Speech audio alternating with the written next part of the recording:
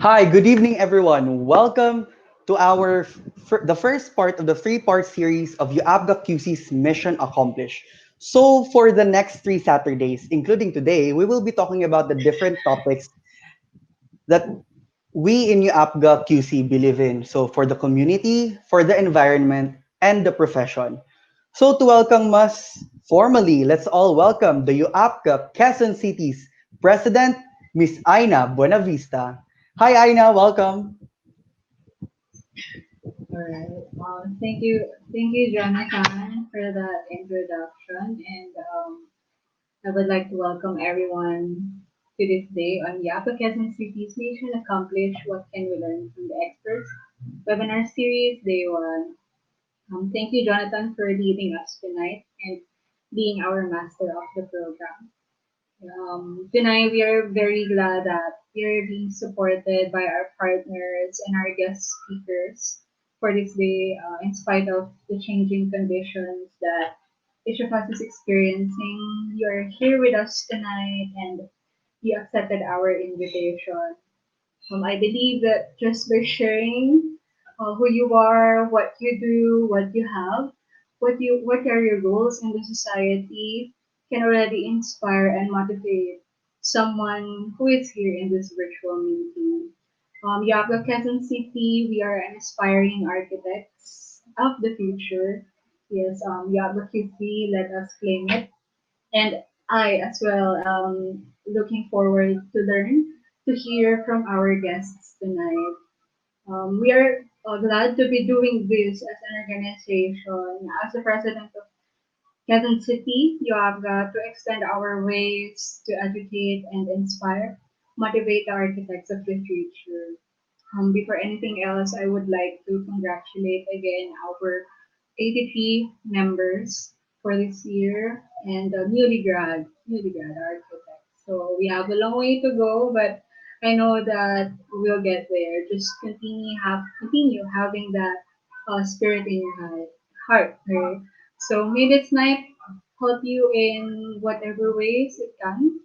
And ayon, we have free series, and I hope to see you all in there. To my co-officers who helped this event happen tonight. So hello guys, right there at the back. And thank you to each one of you. To our participants, you have the QC members, non-members, UAPSA, non-UAPSA architects, and non-architects who are with us tonight. Welcome po, and thank you again for letting Yaga Quezon City webinar as your companion for tonight. May we enjoy the rest of the discussion. Thank you, Jonathan. So, thank you so much to our beloved President, Miss Aina Buenavista. So, before we proceed to the discussion, let's all welcome our major partner, which is Malaya Project. Malaya Project is an open and free channel in distributing the craftwork and arts of Ifugao to artists, fellow craftsmen, and individuals of all the country. Shop online on their Facebook page for Malaya Project products at Malaya Proj 2020. Let us all welcome the founder of Malaya Project to present about Malaya Project and their advocacy, Mr. Migs Datu. Good evening. Hello, Sir Migs. Welcome. Again, I am Mix Dato, the founder of Malaya Project, and basically Malaya Project is a platform wherein we are supporting the products or the livelihood of the Ifugaos in Batad. So we started supporting, or I bought a strap sa Ifugao. Tapos parang naisip ko pwede siyang gamitin into a multi-purpose strap. Since I am an artist based in Manila, naisip ko pwede siyang gawing guitar strap. So I started selling them as guitar strap. Then I realized ang laki ng potential ng products ng mga indigenous people, specifically itong mga nasa Ifugao. So I started making them as lanyards, uh, parang producing them as tote bags. So what happened is, unexpectedly, sobrang naging maganda yung feedback ng mga tao. sa mga products ng Malaya Project. So from then, I started looking for other crafts then from other IP communities. So as you can see from the slide, we started producing ifugao, then we started producing products from Ibaan, Batangas. We started producing merchandise from Pinilian, Ilocos Sur. To be specific, they are called Inabel. So gumawa ako ng mga masks, ng mga tote bags, ng mga products na pwedeng gamitin despite the pandemic. And also, if you will check our social media pages, sa Instagram, sa Twitter, and sa Facebook, you will see yung mga collaborations, yung mga partnerships that we did. So what happened is, hindi na lang kami nag-focus sa Ifugao or sa Batangas or sa mga IP weavers. We did partnerships with local artists then, local craftsmen, mga gumagawa ng mga organic shampoo, organic na bamboo toothbrush. We supported din yung livelihood din ng mga lumads. And now we are connecting with the Yakans sa Zamboanga. So in the next months, we will be releasing new products, new fabrics, new merchandise from this community. So hopefully, guys, you can support us by checking our social media pages, Instagram, Twitter, Facebook, Malaya Project 2020. So the question is, what is the future for Malaya Project? Yan yung palaging tanong eh. So we have two big plans for 2021 and we are hoping and praying na mag-success yung mga ideas namin. Also in collaboration and partnership with UAPGA QC. Again, thank you guys for giving us this opportunity para ma-showcase and ma-promote natin yung craftsmanship ng ating mga IP communities, mga brothers and sisters sa IP communities. So for the first part, one of the biggest vision ng Malaya Project for 2021 is the Batad Museum and Learning Center. So the problem kasi in the community of Ifugao is yung preservation ng culture and history sa Ifugao is namamatay na. So as an architect or young professional, we are concerned about this, diba?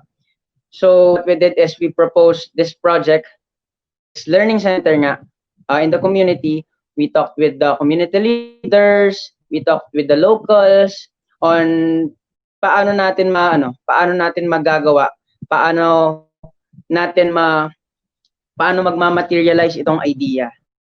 So on January, we will be meeting with the community leaders and hopefully, guys, pray for us mag-succeed itong project natin because itong Museum and Learning Center is malaki yung matutulong nito, especially sa mga communities, lalo na sa mga time of pandemic na patay yung ekonomiya, patay yung turismo. So hopefully and we can work with other architects as well and other organizations para maisakatuparan natin itong proyekto para sa mga Ifugao. For the second big plan for the 2021 is to create an app na magiging platform for every local artists in the Philippines. Katulad lang ito ng Lazada or ng Shopee.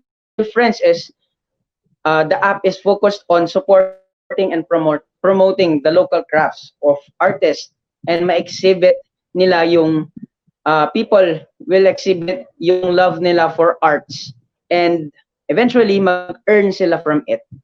So these are just plans for now and we are working hard para mag-materialize itong mga ideas natin. And again, I just want to thank UAPGA QC for giving us this opportunity para makapag-promote and para ma-showcase kung ano yung mga may pagmamalaki ng ating mga local craftsmen, specifically yung mga IPs. And marami pa tayong mga ni-reach out na mga communities sa Mangyans and other parts of the Philippines, and hopefully ma-reach out natin sila. So if curious pa kayo sa Malaya Project, you can check our social media pages and Facebook, Instagram, and Twitter. You can message me there. If you want help, if you want to volunteer, or you have an idea kung paano natin mas mapapaganda itong advocacy, itong movement natin for the IPs, kindly message us. Again, thank you guys, and good evening. Hello, so thank you so much, Aina and Migs. And now we will be introducing to you our guest panelists for tonight. So we have panelists from Northern Luzon, from Metro Manila, from Cebu. So here they are. Our guest panelists for the community designing better places and social responsibility of architects. First is we have the principal architect and founder of WTA Architecture and Design Studio. He's also the founder and director of Anthology Architecture and Design Festival, Shelter Magazine, and the Bookstop Project. William is a strong advocate of social architecture that promotes an architecture that builds communities. Let us all welcome the principal architect of WTA Architecture and Design Studio, Architect William T. Hello, sir. Welcome. Good evening. Hi everyone. Our next speaker is from Cebu. His practice revolves around programs and innovation by leading numerous companies, notably Zubu Design Associates and Intranet Trade International Incorporated. His core values of being data-driven, highly initiative, and strong collaboration are inculcated rather within his organizations. Let us all welcome the principal architect of Zubu Design Associates, architect Buck Richnold Sia. Hello, Sir Buck. Welcome. Good You evening. guys, leading. Our next guest panelist is a conservation architect with works ranging from research on building of cultural significance, documentation of historic sites, architectural mapping, and the preparation of conservation management plans. Let us all welcome the architect from Escuela Taller de Filipinas Foundation Incorporated, architect Jeffrey Fum Cobilla. Hello, sir. Welcome. Good evening. Our last but not the least guest panelist for tonight is the principal architect of 90 Design Studio, a multidisciplinary collective of architects, designers, engineers based in Baguio working in the fields of architecture, landscape, and urbanism. They are committed to creating innovative and unique projects. Let us all welcome the principal architect of 90 Design Studio, architect Aris Go. Hello. Good evening, speakers. Welcome to our event. I hope you are all doing well. So we will explain now the format of today's event. So our event will be divided into three parts. We have the part one, which is the primer, which will be 30 to 40 minutes or shorter. And then part two would be the panel discussion, and part three would be the town hall.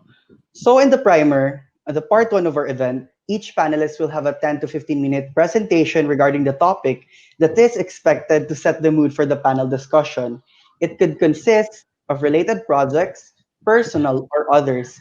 It could be thoughts or ideas that are related to the topic. Part two would be the panel discussion. So the panel discussion will have one moderator. The discussion will start after the presentation of the guest panelist. 5 to 8 pre-selected questions or subtopics will be asked. And the last part of our today's event is the town hall, a more inclusive discussion together with 3 to 4 guests from our live audience. Guests can also ask or discuss with the panel at the same time, answer questions from the viewers. The town hall guest will be determined through a poll during the break after the final discussion. So at this point, we have already pre-enlisted our live audience that would be joining us at the town hall. So at this point, can we welcome Sir Aris Go? Hello, Sir Aris. Good evening. Hello, good evening. Hi. So I'd like to start off by discussing about. I think we are starting to we will be starting to discuss about something about social architecture, and I'd just like to say something about our responsibility as designers. Sometimes we put too much emphasis on our our role, probably because of like our position in this field of architecture, urbanism, and our tendency is to overrate our role, and which is sometimes we take on too much of the responsibility to uh, let's say urban change, social change, um, things like that. Um, my opinion is I think we should be more modest and probably more humble uh, to assume less of the responsibility, I guess, to social change and things like that. Um, it's more the responsibility of all of us actually as a society. It's we are just part of that change. But sometimes I notice that some designers or architects would in a way claim to uh, give solutions that sometimes our when we talk about our projects, let's say when we talk about our projects and when we describe our projects, in a way it becomes like it's very very utopian, and sometimes it we might we go too far in describing our projects, and in going too far, what I mean is, let's say for example, we have this project that then we sort of write about a project, and sometimes what we write about a project, we say that it helps the community, so helps with social interaction, um, things that it helps community cohesion. Sometimes we use those words, and sometimes those words really do not mean anything about the architecture itself. What I mean is, uh, the architecture would describe itself by the experience of the users themselves, not by the words that we what not by the words by which we describe them. Sometimes we might describe a project uh, as something that gives social cohesion. Let's say we as architects could write about our projects, create diagrams that would describe a project as this is a project for social cohesion, but it in reality, in actual reality, this building could just be any other building. We could just describe it as it might be a building that we might describe as a social cohesive or a social glue, but in reality it does not. It's only by the experience of the users through time that will really judge if a building is truly a building that creates social cohesion. So my point is, um, sometimes when we write about our projects, uh, of course, it's more about PR. It's really not about the reality. We can just assume that what we create does one thing. We can say our project does something, but not necessarily this project will do this thing that we're trying, or our ideal thing of that project, because it will be just the experience of the users, and time will tell that will really say if what we do for, let's say, for social, if it does really what it does, because something creating for something for social, it's something for social is very abstract, and it's very difficult. What we do are very physical things, and uh, expressing abstract ideas and creating abstract, eliciting abstract ideas from architecture is a very relative thing, and which changes from every user's perspective. Um, with that point, I think we as architects should be more humble when we say something about our projects or describe our projects. Um, yeah, as I said a while ago, it's more about PR, which is kind of sad. Sometimes we just need to say something when we describe our building, when we describe our buildings or describe our projects, and if this project would be of a social importance, uh, we just saying we could say practically nothing and let the building speak for itself. Um, yeah, and one more thing, it's another thing about because one thing I noticed about um, designers or some designers, not all, is that uh, um, this is about money. Um, I know I'm aware a lot of you here are young architects, and you'll be starting. Some of you might be starting your own practices, and dealing with money would be a learning to deal with money is a very uh, critical thing. I'm not talking about dealing with money in terms of from a business kind of perspective. Yes, we need to learn that as well, especially if you want to start your own firm. But dealing with money is very critical. I believe that, let's say, a lot of our architects get we as architects, we recite this motto or credo every UAP meeting, and we say in that meeting that we will not get any recompense other than that from the client, and some architects recite that practically every UAP meeting, and but do not really believe it or do not really practice it. Um, yeah, so I'm aware of some architects and or contractor or even architects and or designers who get a percentage from building materials, or even a commission, which is which is against our credo. I might be too, uh, I might be too, you might call me a strict about it or something like that, but it's in our code of ethics, and a lot of architects who recite the credo do not. I don't think they really believe in it, or they do not.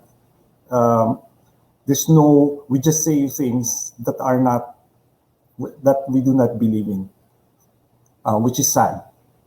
Uh, and learning to deal with, learning to start to reject, let's say, getting commissions from building materials.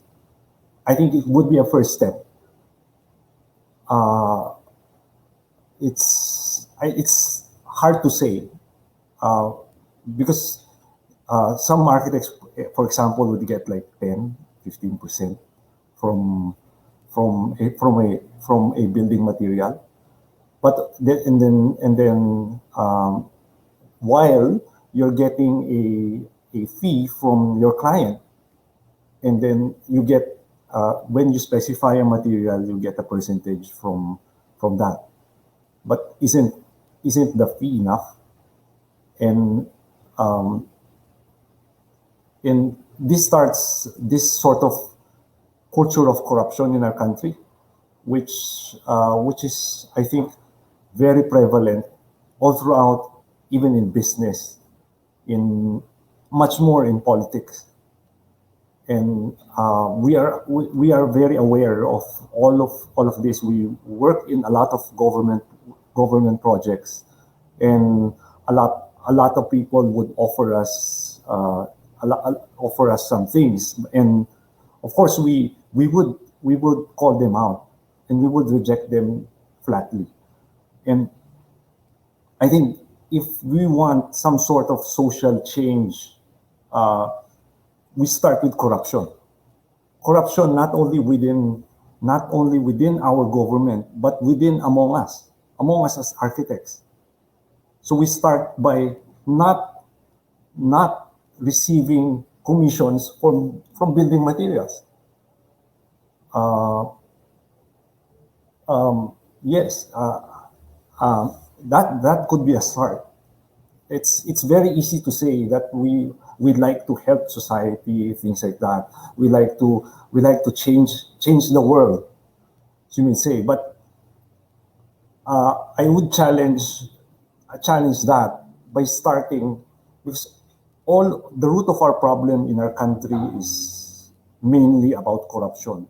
We know all of that. So we know that. We say that, but so, we know and say that, but we get commissions from building suppliers. So it's a bit ironic in that sense. Uh, so I would say strongly, if we really want change, we have to stop the corruption. Corruption destroys our educational system, and when we reduce our educational system, it affects everything. It affects it starts from DepEd, and then it goes to DPWH, and we as architects, designers, when we say we want to help society, we should start with ourselves. Yeah. Thank you. Thank you so much, Sir Aris, for that opening remarks. Next, hello, Architect Fum. Welcome. Good evening. No, to be honest, when we got the invitation, we're kind of reluctant to participate because lalo na nandun yung word na design, no? And what we really do in Eskwela Taller or in conservation, at least sa perception siguro ng general public, we do very little design, no? We do very little design. But however, when we saw, or ako personally, I saw the word better places and then social responsibility. Sabi ko, I think we can share some concepts, some approach, and some philosophies in conservation that can be borrowed or adopted by architects or young architects in the present. So yeah, I'll be presenting or I'll be sharing thoughts about the topic, of course, in the context of built heritage conservation. Uh, when we talk about or when people hear about built heritage or conservation and then relate it to contemporary architecture or design or the practice of architecture, there seems to be a tension, no? There seems to be a tension or my contradiction, no? Lalo na when you look at conservation about dealing with the past and then versus what we have now, the past versus the future, and then of course yung old versus sa new, no? So those are contradicting ideas or concepts that that can relate to conservation of built heritage and the contemporary practice of architecture, no? Maybe that gap or that tension, no, can be best exemplified by these two photos. This is actually the same building, no, similar buildings, Yung nasa left, nung buo pa, yung Film Life, this is the Film Life building, and on the right is what appears to be the dismantling of the same building. Most probably to give way to a new development. So this is not a new scene, no, in the conservation realm, so to speak, no. We've seen, or we've heard this photo bomber, as as people called it, no. And what during the discussion, no, the clamor of regarding these issues, no, mas na emphasize, I think, mas na emphasize yung gap, no, between the practice of conservation and the practice of contemporary architecture. There appears to be tension, no, because yun na nga, I think ang shallow perception, if I may say, about built heritage or conservation is it advocates freezing the environment in time, but in fact it does not advocate freezing the built environment in time, because it cannot, as shown in this photo, lagging my stronger force that can tear it down, bring it down, just like what happened in this church in Loon, in Bohol in 2013, when that strong earthquake happened, no. So to really begin, conservation is not an advocate of freezing our built environment in time. So ayaw niyang maging, if I may say, ayaw niyang maging museum, no? Parang museum yung ating built environment, because conservation is more than what can be seen or what is tangible. Conservation or our heritage is my intangible component din yan. In fact, the UNESCO, no, describes it, or can further categorizes a conservation or a heritage into, no, tangible and intangible. So more than the buildings that we see, the old buildings, the buildings from the past that we see, there are more things, no, that encapsulates, no, that particular artifact, so to speak. Conservation deals with the collective human experience, no, of the past, present, and the future. I am showing a project of Escuela Taliel in Batanes, and with this statement, no, ako personally, I've seen the past and the present and the future here, no. The Ivatan houses, no, the vernacular houses of the Ivatans tell about their past, who they are, their society, how they were, how they are now, no, how they are now. You know, our built environment, no, tells a lot about us, no. Parang I think may nabasa din ako dati, your room tells about something about your personality. And for societies, it's the same, no, in a larger sense. Our built environment, our urban landscape is a reflection of us, no. So somehow the condition of the urban landscape, or the streetscape of Batanes, particularly this town in Savidug, the town of Savidug, no, tells a lot about them. And if you can project, no, based on what you can observe, no, you can tell somehow about their future, no.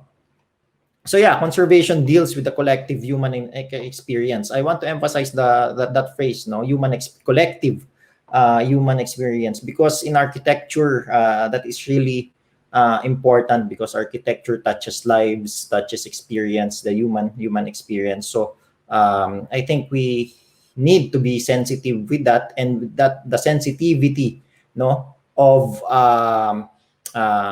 professionals, no, working in the built heritage, the conservation of built heritage, may be adapted siguro ng ilang architects if they want to capture that human experience that needs, no, response, no, when we design things, no.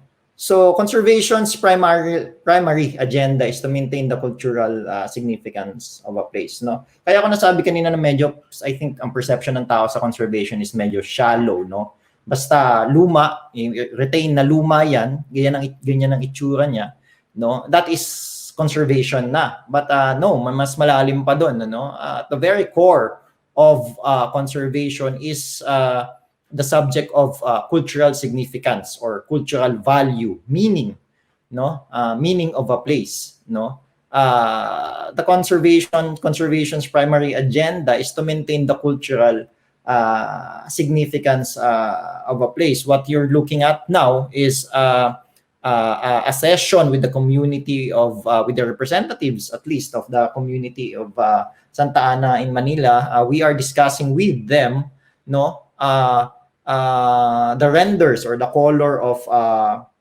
that we found doon sa facade ng simbahan ng Santa Ana. And to give you a closer look on what we found this at least 3 layers of renders or colors, no. Why is this important, no? Because again, sabi ko nga, the built environment, no, particularly itong mga churches or structures natin that have survived decades and centuries, no, they are really valuable, and they've become, no, somehow the identity of the people living around it. So it's important na ipakilala sa kanila kung sino siya, ano itong mga ito. And then again, when we found this evidence, we told them, do you want to be identified with this? Naniniwala, is this something meaningful sa inyo? Although may hard evidence, and then when we showed them, no, na ganyan, medyo they were taken aback. Kahit ako siguro, kung ako taga Santa Ana, although hindi ako Catholic, no, parang hindi yata ako papayag na I'd have a pink, no, combination of yellow and pink church, no. Nakita ko siya na bare stone all my life, and then suddenly makikita ko to. Although truthfully, no, meron siyang part ng past niya pagkakaroon ng kulay, no. But more than the color, the render of this church, actually may iba pa eh. So what we read from them, from the community, hindi yun yung significant for them, no. What is significant for them is for their church, no, which has been a part of their community, no, na ma-maintain na nakatayo, no, because madami silang experience, marami silang activities, it played a role in their families' lives, in their own lives, in the life of the community. So basta ang agenda nila doon ay ma-retain yung presence ng church na yon, ng building na yon, and that is significant enough for them. So nakita natin dito na the cultural value of a place is a good resource when dealing with the environment, no. So hindi lang yung actual building, but more of the value, the cultural value, at sino ba yung nagbibigay ng value na to, kundi yung society, the community. Hindi lang yung nakatira doon, but those that have lived before us, you know, yung value or yung meaning of a place, hindi naman yan na snap, no. Why I'm telling this is because later on, no, siguro I can expound on this, because meaning is something that an architect cannot readily or instantaneously create. No, it takes time. Value needs time to be consolidated, or para mabuo. And yung value na yun, we need to identify that, we need to pinpoint that, and we need to maintain that, we need to safeguard that value if we want to anchor to this value, to stimulate the society, to have to provide stability, lalo na pag sa identity of a community or of a locality, lalong-lalo na in this present time na ang daming pressure, urban pressures, nagtatayuan, nagsusulputan ng kung ano-anong buildings or structures dyan. It can disrupt, no, yung ating experience, yung usual experience natin dun sa ating built environment that we have given meaning to, and shared with others, no? Parang this church, no, in Malate, very tricky project because it's the main facade, no, is the last leg of the project, and we were we were really sensitive on what to do with the main facade. Sila gusto nilang ma-retain, no? Somehow yung pagka quote unquote pagka luma or yung pagkasira niya, but for us the agenda is you can do that, but sooner or later if we don't do any intervention, it will crumble down, and yung valuable, no, edifice ng community, no, that's something that you have shared experience with, ay mawawala din. So we made interventions, no, just to arrest deterioration, and just clean it up, and then simple, no, very straightforward attack doon sa actually hindi problema ng conservation. Actually this is a question na thrown to the community, no, ano ba yung gusto nyo doon sa identifier ng community nyo. So ang maganda doon, we had a good response. Nakita namin na may pakialam, no, may pakialam sila doon sa kanilang built environment. And we are, as an architect, I'm happy about it, because it makes my job or our job easier, no, when people can interpret, no, can somehow express what they want. So learning from this project, no, yung ibang project din ng Eskwela Talyer, no, we try to involve the community, because most of these, if not all, most of these heritage structures have been or are part of the society, of the local community, no. For example, this is Paco Park, no, we did some conservation efforts dito, and again we are happy na may mga nag-participate dito sa activity na to, sa project na to, hindi lang dun sa mga taga Paco, but yung mga nakaalis na sa Paco, dating nakatira doon, yung mga bumibisita sa Paco Park, no. So maraming stakeholders, no. So if we can only stimulate people to be active, no, to participate, no, if we can only show that these structures, no, have meaning, have significance sa kanilang buhay, no, sa kanilang pamilya, no, most of this minsan siguro dinadaan-daanan lang, pero when you try to present and interpret to them the value of this, at pag na-capture mo nila yon, no, magkakaroon sila ng pakialam, no, like the clamor again doon sa itatayong building sa likod or near the San Sebastian, no?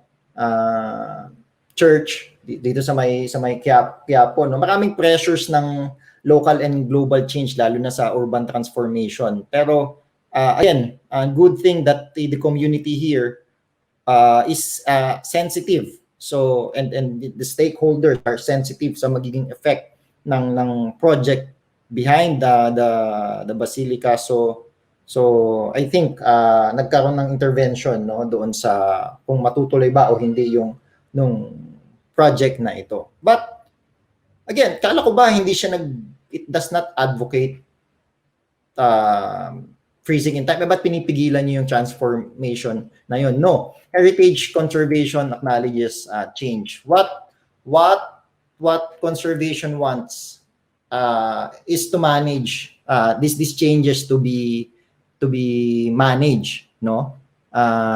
Unavoidable yan yung mga transformations na yan, but we want again to protect, to safeguard the cultural significance na nabuo throughout the generations, and we don't want it lost. Yung receptacle, yung manifestation ng cultural value na yun, the edifice itself, ayaw nating basta-basta siyang mawala or masapawan siya or mawala na lang siya sa urban fabric, and then mawala na rin yung kanyang meaning, yung kanyang value. So from these things, what architects can do, no? Learn from the past. Let's learn from the past. Anong ibig sabihin nun, sir?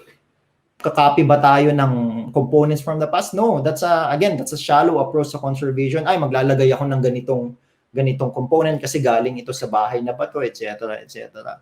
No, sa conservation, as we do projects, no, nakita ko yung intention nila, nakita ko yung intention ng designers, yung wants ng community, ng society, no, na-capture ng structure, yung spirit, no, naprotektahan nila throughout time somehow, and we can also do that. We can learn from what the experience of these communities, no, so we can capture, protect, and enhance the spirit of the place, no, spirit of the place, and borrowing from the Philippine Heritage Charter as the concepts that we want to emphasize in the Heritage Charter of the Philippines, no. We can also I think we can also adapt this in designing new communities, designing for communities. Sana maging sensitive tayo in designing how appropriately, no, we design, how responsive, how appropriate, no, doon sa needs yung ating dinidesign, how responsive our again sa needs saka sa environment, and how relevant this our design is to the current culture, no. So I think with this at least with these three, no, ideas or concepts, no, we can somehow design better places, and we can be socially responsible because these ideas, concepts are sensitive, no, sa human experience ng built environment. So I think that's it. If you want to know more about sa projects ng Eskwela Talier, you can visit yung Facebook page namin, Eskwela Talier de Filipinas Foundation Inc. So thank you. So thank you so much, sir, on explaining the importance of heritage in designing better places. So next, let's go back to architect Bob Sia of Zubo Design Associates. Hello, sir Bob. Good evening. So it's very timely that it actually aligns with basically what Aris and Foam has spoken about. So given the title that it's for the community, designing better places, and the social responsibility of architects, I want to pin down on two keywords: better and social. So as Foom has also mentioned, a lot of these words, these keywords are very intangible, and I'm glad that I've also educated and learned a thing or two even with the short talk of Foom in terms of conservation. I truly believe in those things. So In terms of better and in terms of social, it is highly intangible in terms of these qualities. Yet, as architects, we are expected to have tangible results because obviously we build form and we build something that is very tactile and very physical. Yet, I think there has to be more than just that. Building better places is not only the architect's job, and it is a holistic environment for all, from public sector, stakeholders, community. But I know we're a big part of that. So by saying the word better, there's are certain keywords that I also want to correlate in terms of being better. First off, as you've also known, my design practice deal with a lot of experimentation and form finding. And yes, admittedly, it is very a majority of our works are very domestic and very private. Yet we cannot espouse innovation or experimentation to our community if we cannot even provide some decency towards um, their life in terms of probably even the space as responsible architects. So in a way, it kind of relates to what Aris has said, where there has to be that culture, even as small as our office or an organization just like UAPGA or the firms that are here or the organizations, that there is should be a culture for us not to settle, and that's a very explicit stepping stone for us to at least create better places. Aside from that, we also know that things are always evolving, and this is something that we always have to adapt. That something that is always in the past does not work, and in a way as well, it kind of relates again to what Fooms is mentioning. So that evolution is very crucial for us to at least advance and create again the definition of better. Where probably during the 70s, better places was concentric, very car centric. Where right now we have also realized that it may not be the case, and therefore people has to be first rather than other things. Since we people, environment, humans, and of course you're gonna speak about that in a series of events for the next couple of days. Another thing that it has to be very crucial, especially when we're creating projects for the community, is it has to be generational. When we were doing this chapel for the community, it's a campus, so it's not, it's still quite an isolated aspect, but it actually still symbolizes a community of the school, community of the alumni, community of the parents. So it kinds of increases the the frame, the network, where we still have to treasure the past while developing the future. So again, I'm very glad that it kind of aligns as well. Doesn't always have to be aligned. It's always nice to have also conflicting uh, f- um, conversations. But as of now, I feel that there is still an alignment in terms of really looking in what is true in terms of making it better. I borrowed this graph from Abi Mapua of Hi-Fi of Saint connected with School of Design and Arts of Saint Benilde, and it shows you where, in terms of how we uh, treat change, probably, or where we want to go. Admittedly, I want to go into transformation. That's my agenda. Something that evolves in turning things that are uh, turning things into better, or changing things into probably better. You will see this graph that there is added when you put two things together, like if it's just hope and nostalgia, then you keep on just saying, oh, during those times, those were the days. And I think that is not a good thing to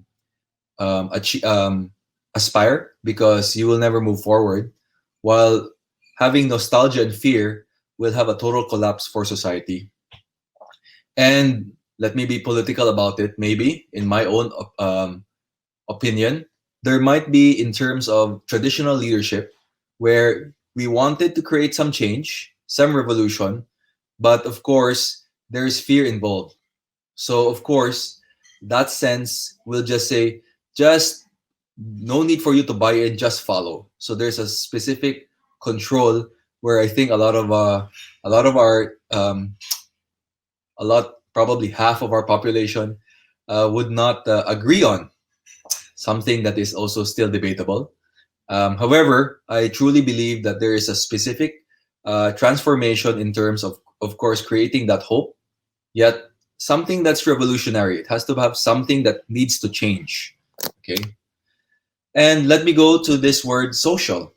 Now, social is definitely something that needs to connect. And this is something that is very apparent in where we are not connected nowadays because of what of the crisis that is happening now, and it sort of destroys a natural human phenomenon.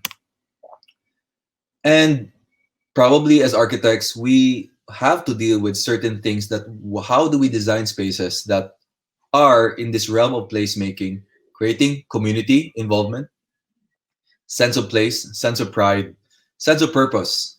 It's not a shiny silver building that you just place on, which is probably per se uh, a flaw and a celebration of, let's say, a Bilbao effect. It did create a sense of pride for Bilbao. It did create a sense of community, and it is a shiny titanium building. But if you move forward and just really interpreting that in towards really just making flashy architecture, as much as I have some inclinations towards that, it is still the responsibility of the architect to really be a little bit more authentic. It has to be in our attempt to be authentic. This is a very noble project, what of course Will, our last speaker, has done. And of course, this is a thing that kind of probably since early on during the ECQ kind of banded together the profession. And this is the one that we did in Cebu. We took the cost because this is something out of no ego. You have to see what works, what can happen for the community, what is needed, and we should not necessarily always have to reinvent the wheel. That was a very sound solution for Will and Rika and the other groups, Denise, and even the engineers that were there. It's a whole group that helped on with this initiative. While here in Cebu, we had to do our part as well. And I came in into the picture when they were trying to design facilities as well, just like this. And I really said, as much as an architect can always design something else, I said, let's follow Will's footprint, blueprint, because it's there. They've shared it. It works. And of course, that is very crucial in terms of really setting aside ego and really looking what needs to be done. So I can imagine as well, how many did you guys make? 1,000 beds, maybe a few hundred facilities there in Luzon. And I have to commend the whole group's sheer determination and collaboration, because I've only probably did 300 beds, a few facilities, and then I can really feel it. And this quality is crucial in our profession, or in any sense that there has to be determination in terms of driving an agenda or a purpose. And because of that, there came about a sense of community and collaboration where a lot of us, colleagues of ours, really banded up, asking one another, helping each other how to get things through. Imagine that when we sustain it for decades and decades, because this is something that was, of course, in an isolated mode. How to sustain that is our challenge to really ensure a better place and better social responsibility. Because I believe that charity is not sustainable. This is happens, and this has always been criticized with the Philippines, where we are always in the sense of helping, which is very important, very Filipino, very humanistic. But we can't do this all the time. There has to be a lot of preparation. There has to be a lot of realization and acknowledgement to prepare, to plan. At the end of the day, it has to be policy, because these are things that we probably say, when will the public sector ever listen to us, private sector or the citizens? Yet I would still go back to what we can do. The government can do their thing, and it is their responsibility to run the nation, to ensure safety for the people, to ensure safety for and quality of life for our citizens. But it shouldn't stop us from doing something else. Where on our side, on the private sector, or as an individual, I believe creating excellent work creates credibility, and credibility actually creates this leadership where even the public sector can listen. I've worked with a few government projects. Well, one or two, yes, I've done it. They actually listen as long as you know and you've seen that you can actually explain them properly. You can actually be part of as a stakeholder and communicate them properly as well. Iris would probably be has done that as well with UP. Escuela Talera for sure with Heritage, and of course Will. I'm sure you're doing it in a much larger scale. So that's where, of course, where we can really hinge on in terms of really ensuring a better place and social responsibility. That's it for me. Hello, thank you so much, Sir Buck. So I think most of the statements of the first three speakers were all aligned more on the tangible and intangible aspects. Anyways, moving on, let's hear some words from our last but not the least speaker for this primer, architect William T. Hello, Sir Will. Welcome. Good Hey evening. guys. Um, Are you I good? think it's nice to come in last because then I'm able to kind of like come up with some images that I can share with everyone. Yes, sir. Um, you know, I think at the end of the day, it's nice to be able to respond, to what everyone said, right? So maybe I'll just share my screen with everyone. Um, so, you know, I think our office, we work in a wide variety of projects, right? In terms of scale, in terms of like what we do. Um, but at the end of the day, I think our main focus right now is to advocate for social architecture. And what that means is that we want to build communities, not just houses or shopping malls or, whatnot. And we really believe that, we must embrace, our role as architects in society.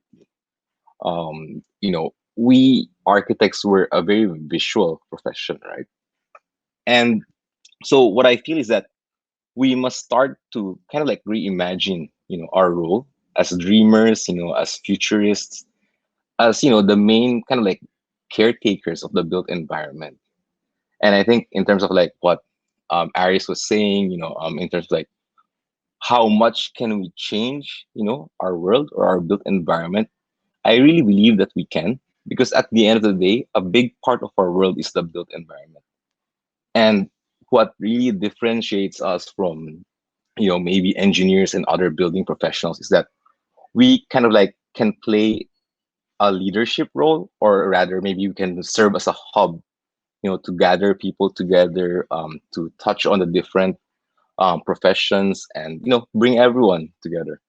And so we feel like this is a vital role that architects can play. And this is the difference between an architect and the other building professionals, is that we have the power to imagine. And so we feel like, as architects, we have to put our money where our mouth is. And, personally, as an architect, I just like to do what, when I think of something that I want to do, I just try to do it. And so far we've had a bit of success. We've been able to do anthology. We always complain about, the different things that are not there for our profession. And so I felt like maybe, as architects, we should have, celebrate architecture as well. If we can have, an arts or a music festival, why not an architecture festival? And so that's why we did anthology. And we're now building the first pedestrian bridge across the Pasig River. And if you imagine Metro Manila is bisected by the Pasig River, and if we want to promote personal mobility, we definitely should try to push, for pedestrian bridges. And so we feel like this is a responsibility that we must advocate for. And so not just building a bridge, but also trying to come up with a program, trying to push, trying to create a snowball effect, kind of like it's hard to get things moving. And we feel like, as architects, we must also serve as advocates, as very strong advocates to make things happen. And, like Bok said, we worked together on the EQFs. And actually, this was like before it ended. Right now, I believe around the country, there's around 3,000, almost 3,000 beds, or I think even more, because San Miguel and all the other corporations kind of like pick up the slack. But I think it was really a wonderful experience, building these facilities, because, for the first time ever, I just felt like we really were architects, and there was no focus on anything but just, getting things built, getting things done for our communities. And, people were doing this from Cabanatuan all the way to Naga, to Cebu, to Davao, Zamboanga. And so I feel like, architects, we do have a role to play. We have a big role to play, because we are able to push for things to happen. And I still remember, one of the things that one of the police generals told me during one of the turnovers was that it was not what we were doing, but the mere fact that we were able to show them that we can actually do something.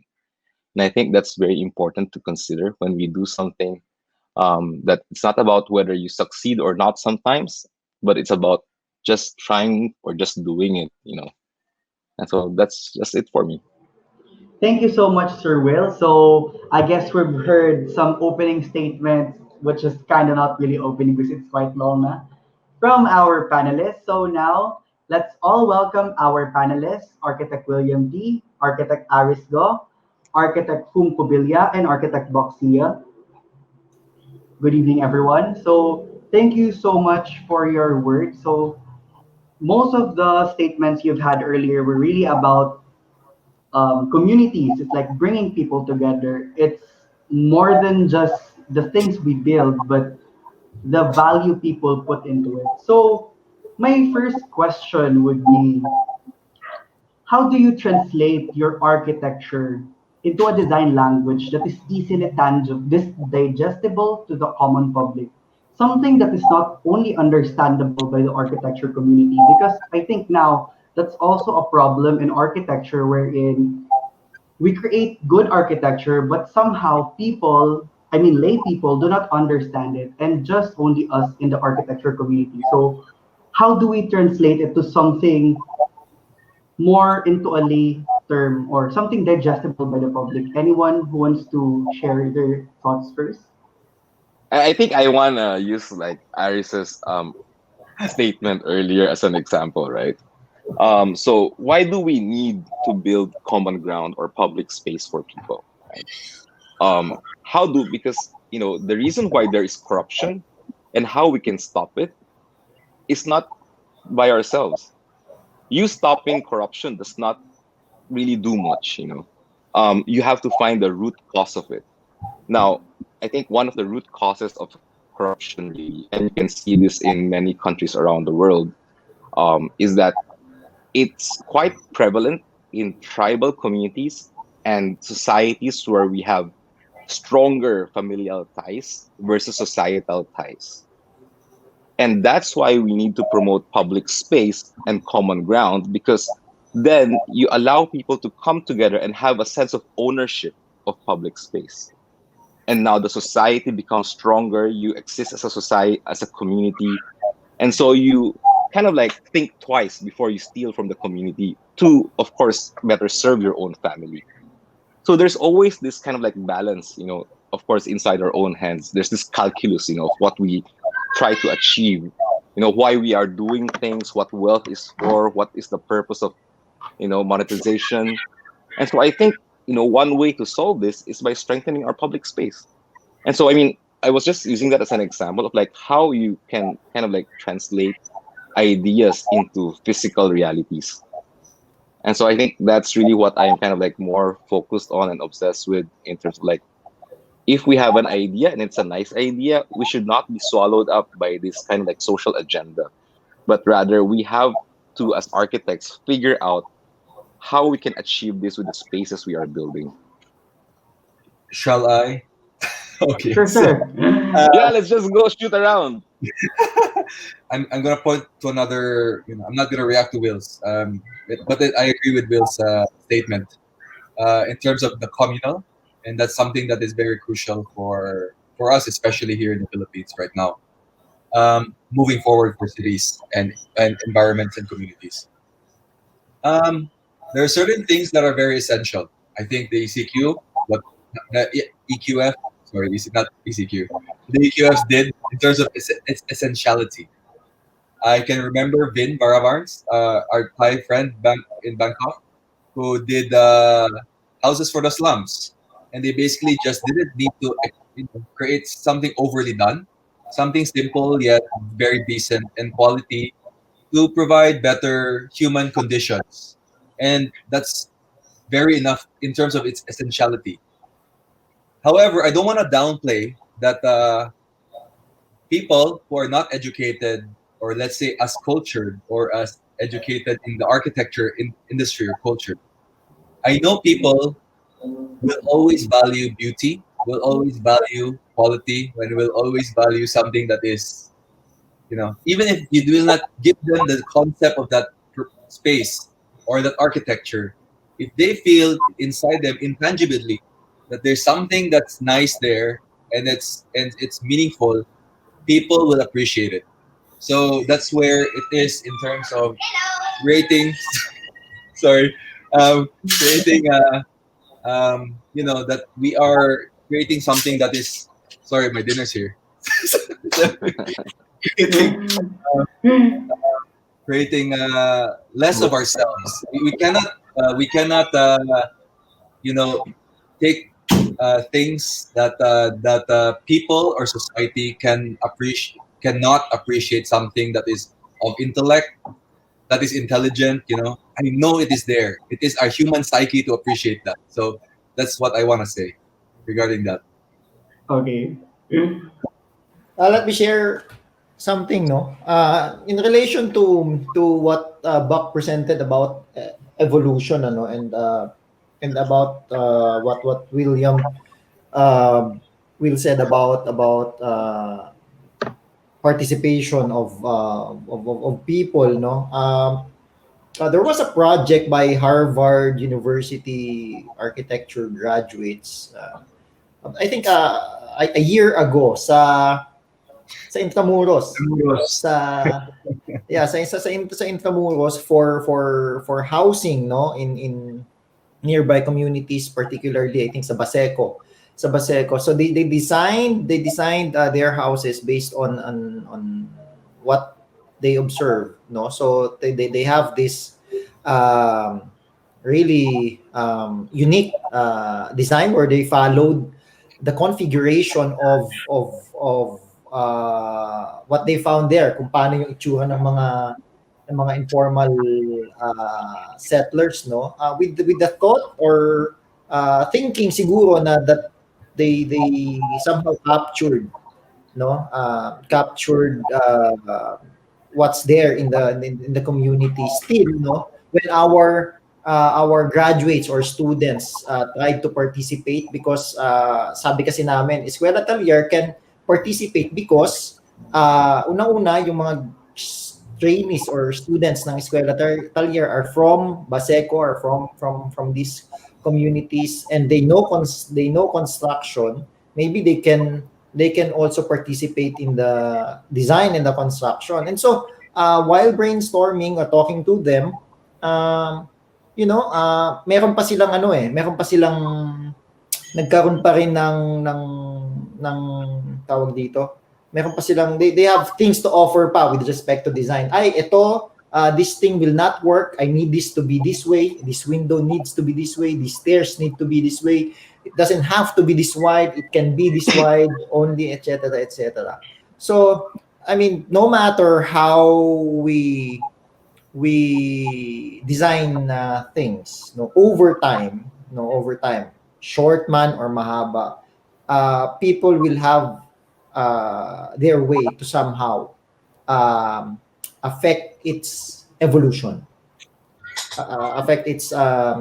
evolution. So that's why we really need to be sensitive again to capture itong mga these sensitivities, no, because I think we are sa note ko dito, ano tayo I think we are just facilitators, no, of the design process. It's actually the people we work with yung nag-design if we are just to be sensitive sa mga on what they think, what they have to say. I want to react to that, Hum, though. Like, Mhm. and I don't know if you know, but we were actually the one who helped them set Yeah. up that exhibit, right? Yeah. And I would honestly say it's a very bad exhibit. Mhm. And it was really almost for me, almost seemed like poverty porn in a lot of ways. And I Mhm. think that's the problem sometimes, when you try to kind of like airdrop someone from another setting to here and say, okay, this is the context. Because architecture should be aspirational at the end of the day, right? And it's not because you live in a shanty that you will always want to live in a shanty. Mhm. And so I think that was a very bad interpretation of the context. Mhm. And so I just wanted to put it out there. Mhm. Really Yeah, wanted to. that's we ano our we noticed that too, no, when our graduates went there, ang dami nilang reactions, oh ba't ganito to, but ganyan to, kumbaga parang it seemed to be na by the looks of it, based on the exhibit at least, no, it fits doon sa condition at least visually, pero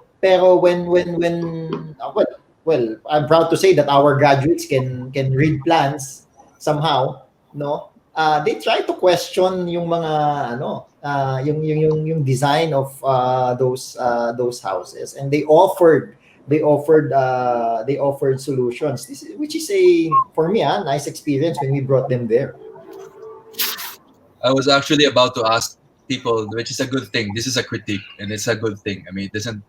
I was actually wanting to say, what do you think about that work? Because I wasn't there. I was farther. I mean, looking from the what do you mean? Photographs and publications.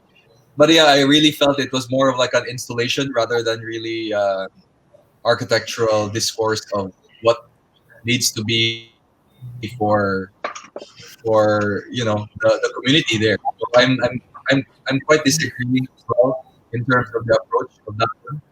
But at the end of the day, that was experimentation to them. But I don't know. What comes next after that?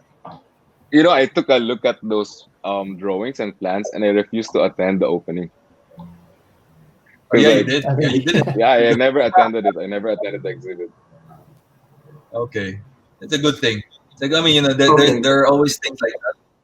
Like these big firms, even like Foster and Partners or like mass design groups, for the past years, a lot of firms were already doing commissions for healthcare facilities and like let's just say schools in Africa. Isn't this something similar to what Sir Will's statement was? It's like white, not really, like Western people, like architects with that grew up in Western culture, trying to design for people in Africa. Is it like in the same situation?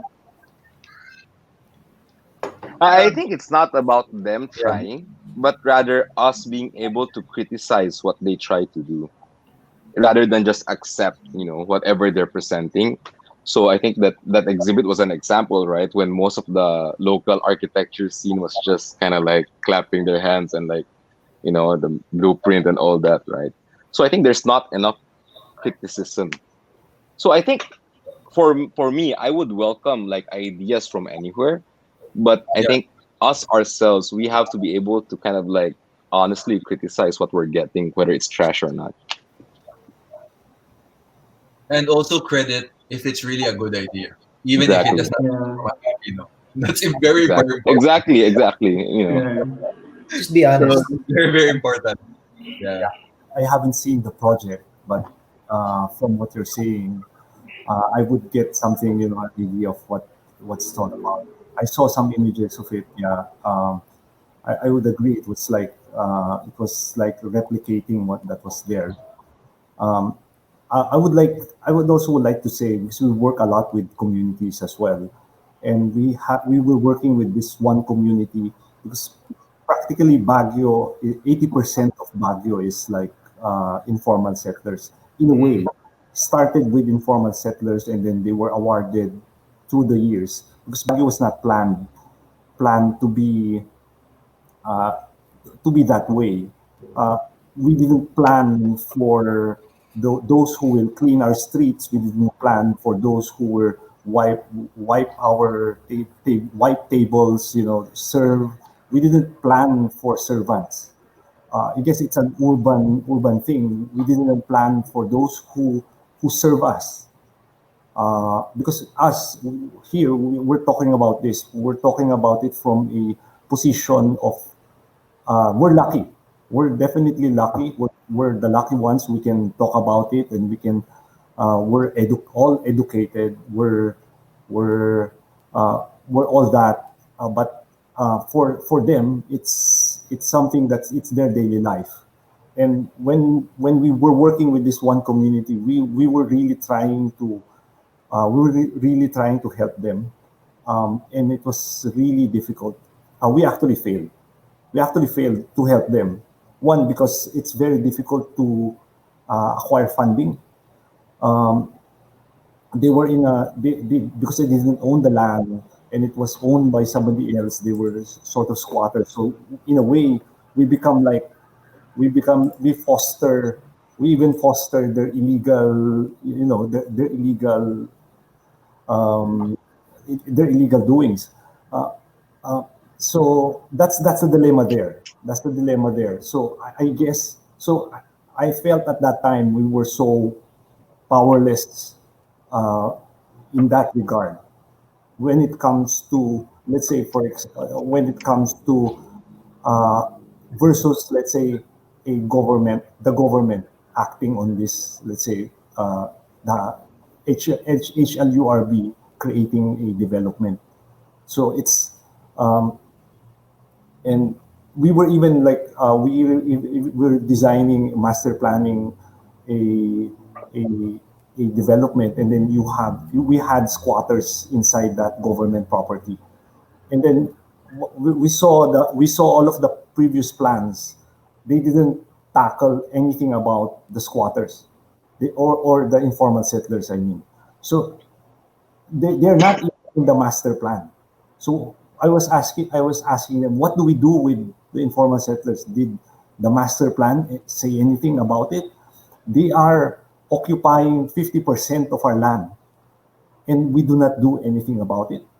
Uh, so I guess it's probably uh, sometimes when we plan, we do not consider it. We just uh, sometimes it's just a lot of people just turn a blind eye, and then let's not deal with this situation. But we want a good building, we want something good, we want something like that, but we just turn our eyes away from them. So what we did was we included it in the master plan. We mapped all of the informal settlers, gave them numbers, we put them on the map, and we so it was dangerous because we were trying to map them. We were asking their names, and uh, they were very. But we were telling them we were putting them on the map. We were identifying them. We were not the ones who's going to be responsible. But the thing is, um, in planning, sometimes we forget about those who are under. And in that in some there in that one project where we were trying to help the community, we taught them like mushroom growing. We taught them how to. That's what we tried to start off with because they didn't have any money. We also didn't have any money to help them with. We just taught them how to grow mushrooms, and then try to start from there. And then we try to fix your. Let's start by fixing your the walkways. Then we just solicited cement from others, and then we just try to teach them. They do the work on their own. We design the steps. We design very basic stuff, and then we design a public space for them. We just poured concrete and gravel, and um, it was very superficial, but it helped the community. Um, um, but it but we failed because the people weren't the mushroom project didn't go through. They were lazy, and they didn't take care of it. They just started for a few months. They were impatient.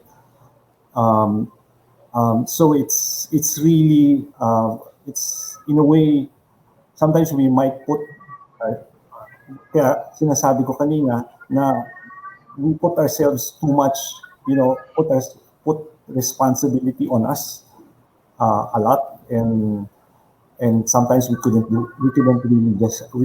help them. It's more all of us as a society will solve this problem. But we're just enablers, I guess. We're just there to help and try to do our best. But I think though, Aris, that in that situation, you actually were not enablers, but you were generators because you were trying to generate something new for their livelihoods, right? Yeah. And so I think that's a different there's a difference there, right? That we architects can generate new ideas. Yeah. It might not be the most flamboyant or like most beautiful thing. Because I really feel like, this idea or like our problems with public housing hand in hand with transportation is kind of like the holy grail of, urbanism, right? Yeah. But in a way, it's really not an architectural problem. It's really much more political than anything. But still, I feel like, like the things you were trying to do with the livelihood projects and all that, I think we really have a we have a role to play, because we can come up with new things with simply with the exposure that we have that they don't, right? To give you an example, we are architects. We want to design good buildings, right? So we were doing a public housing for San Juan, but and so every time I think I remember like the guy in charge of the project was like trying to tell me like, oh, they're trying to cut the budget, etc. They're trying to downsize it or whatever. But for me, honestly, I think for the people who are going to be living there, it doesn't even matter that much. And sometimes we have to accept that not everything we do is architecture. Sometimes you're just building. And so I feel like that's my view on things. Like if we build 10 projects, maybe we're lucky to have one or two that feels like architecture. But then the social impact, of the rest still matters. And that's really all we can do. We have to keep reaching. We have to keep reaching and just accommodating because at the end of the day, the main problem of housing is not architectural. So architecture consumes so much resources. Like we're the profession that creates the most, like let's just say, trash in the world. So material, space, energy, etc. So in a world where supply is driven towards scarcity, so how can we create better places despite that? So how do we build with limitations? It's a million, billion, trillion-dollar question. It's something as well I've always been asking. Um, I don't have the answers right now. There's some things that we need to attempt. There's some things that we need to try, and we shouldn't. At least one thing I know is if you can do something about it a little bit in your own way. You can't wait for the whole movement. If you do it personally, then you try to evolve from there and improve. I think that's one thing to at least address and respond because it actually just like whatever we've experienced for the past few months. There was a supply problem, there was a demand problem, and it actually, admittedly, we are guilty that architecture is in a live in a very capitalistic model as well. So it is very tough as practitioners. At least we have private practices. William, myself, and Aris. Okay, how to run the business? You still need to profit. You cannot say this is all charity. So, but where do you draw the line? So, Yeah. and if you remember, maybe last year there were a lot of declarations on climate.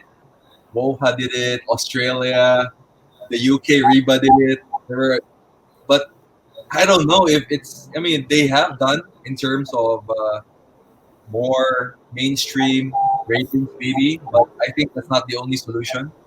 So I'm together with that journey. If I can learn from a lot of our profession, our colleagues, and we can really adapt something, let's do it. But it's also another very big question that's very societal. It's very very hard to really pinpoint as well.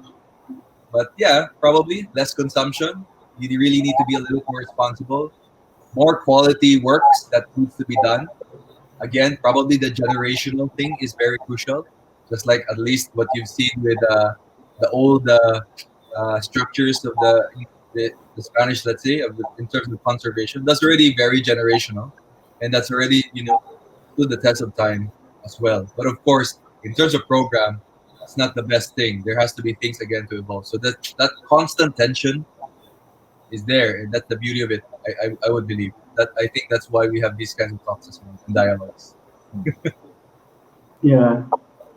I have a very simplistic like dilemma or dichotomy with like sustainability, right? And the Yeah. problem Yeah. is that the people who cry most about sustainability are the people who are complaining most about densification. Ah. And for me, the reality is that, that's really the best way for us to be sustainable is to have a smaller footprint. And so like I kind of like subscribe to ideas that about sustainability that are program and about lifestyle, but not to those that just says buy green materials. And I feel like, Yeah. the ones who are always like almost picket fencing about green building and sustainability are the ones who are living in very suburban conditions in the middle of a metropolis, the villages, them. And it's really almost self-defeating, right? I mean, you want to build a greenhouse that's 1,000 square meters to house 3 people that can house 1,000 people, and those displaced people have to travel 2 hours every day back and forth from Cavite to Metro Manila. And so at the end of the day, I think, you know, we must avoid, this kind of like greenwashing and try to really focus on what can, do big change. And I don't know, right now, I think that's like you said, it's a $1 billion question. And if we had the solution to that, we'd be billionaires. But I think my focus is on densification. Yeah. So, from Sir Aris or Sir Kuhn? No, what I think about sustainability or usage is um, much more, as I said a while ago, it's that uh, this is beyond us in a way. We're 50% of the problem.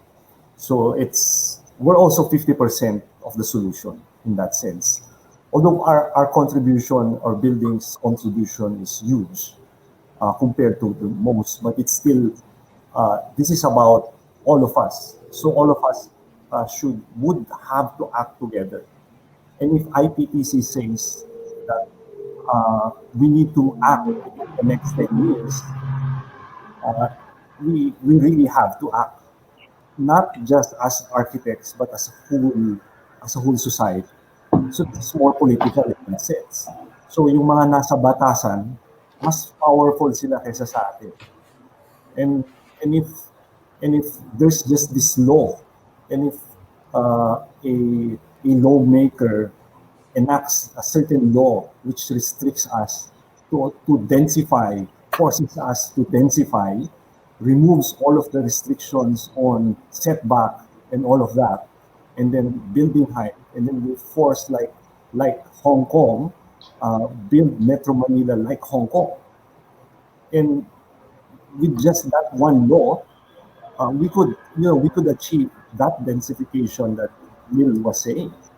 Uh, so it's actually all of these problems. We are just part of that solution, and I guess yeah, it's an hindi siya $1 billion question. It's just a piece of paper passed in batasan, and so in that sense, most of our efforts will just be a contributory in that to that one big movement into sustainability. Yeah. But then you run into the problems of authoritarian of the the authoritarian state, right? Yeah. So and then I think during the EQF the ECQ we had that problem, right? When they were saying, oh, they might what you call that? They might claim the private hospitals, right? Or publicize them.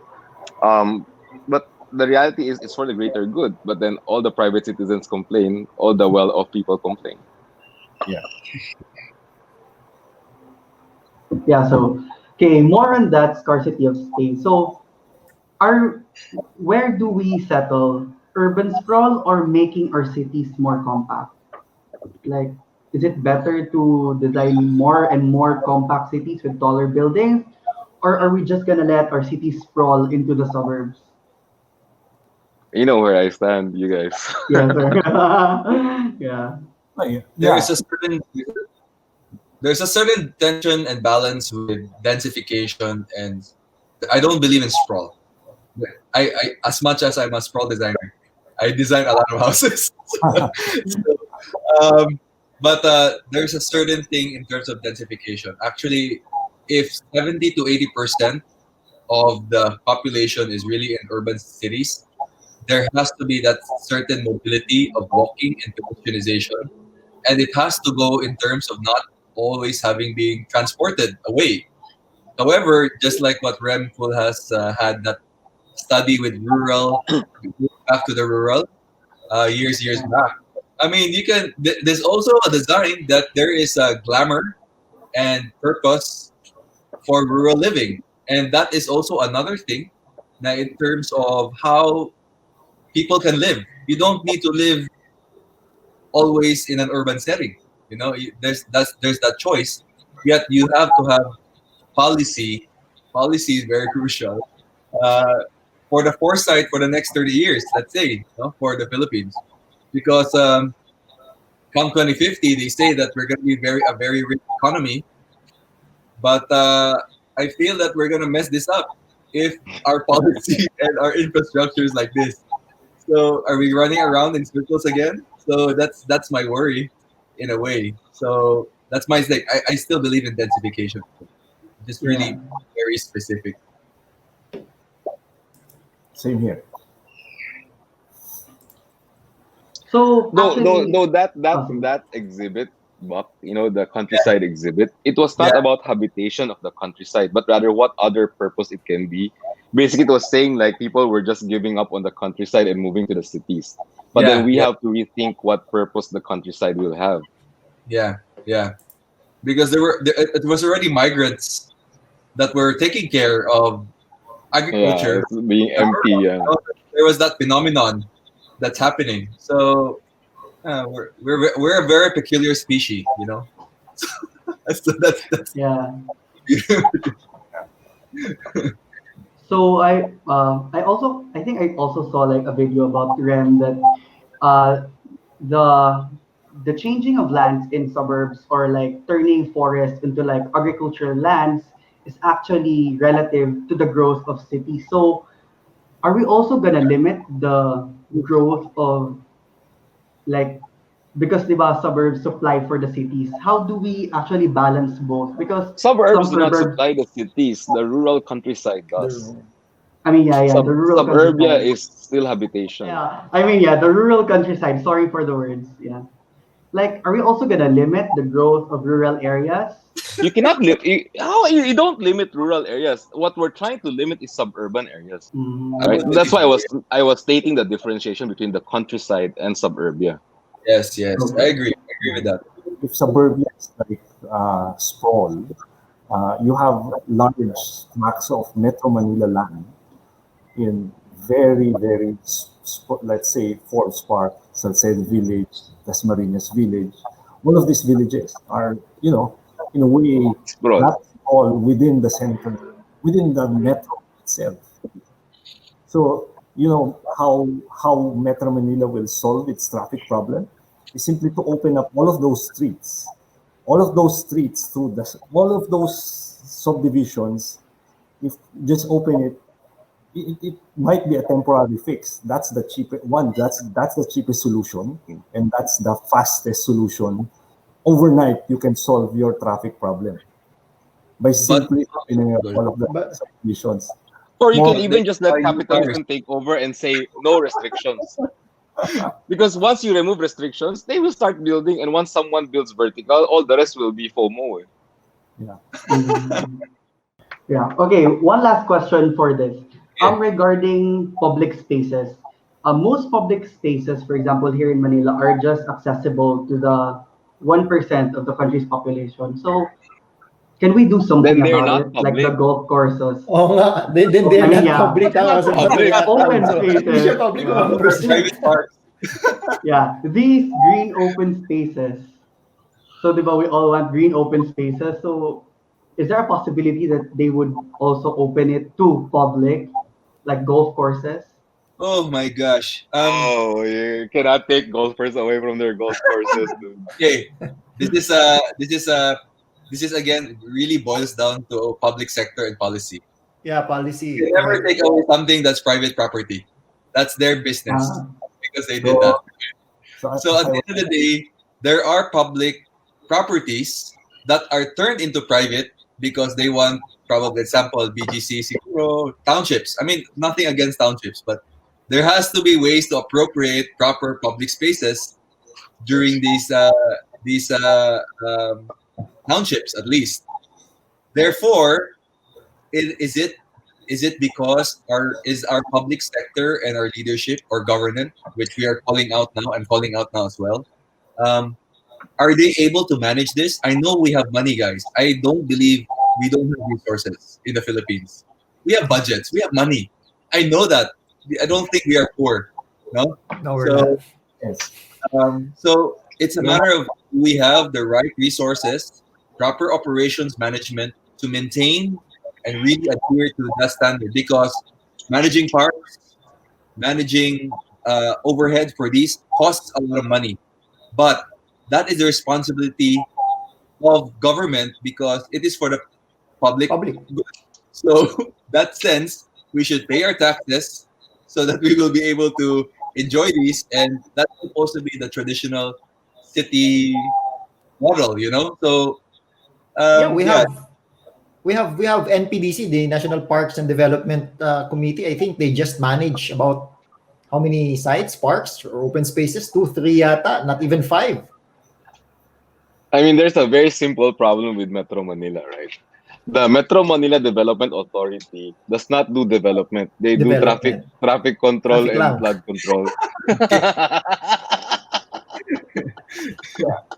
yeah, if and you it take a happens here. It happens here, Jonathan. Do you remember that? If you Jonathan studied in Cebu, so he has some. yes, sir. Remember that property by the provincial government across the golf course in Manila, Ah, beside yes, sir. The one beside IT Park. was an abandoned international school that was leased by the international school. They left already during the 90s and it was there already abandoned.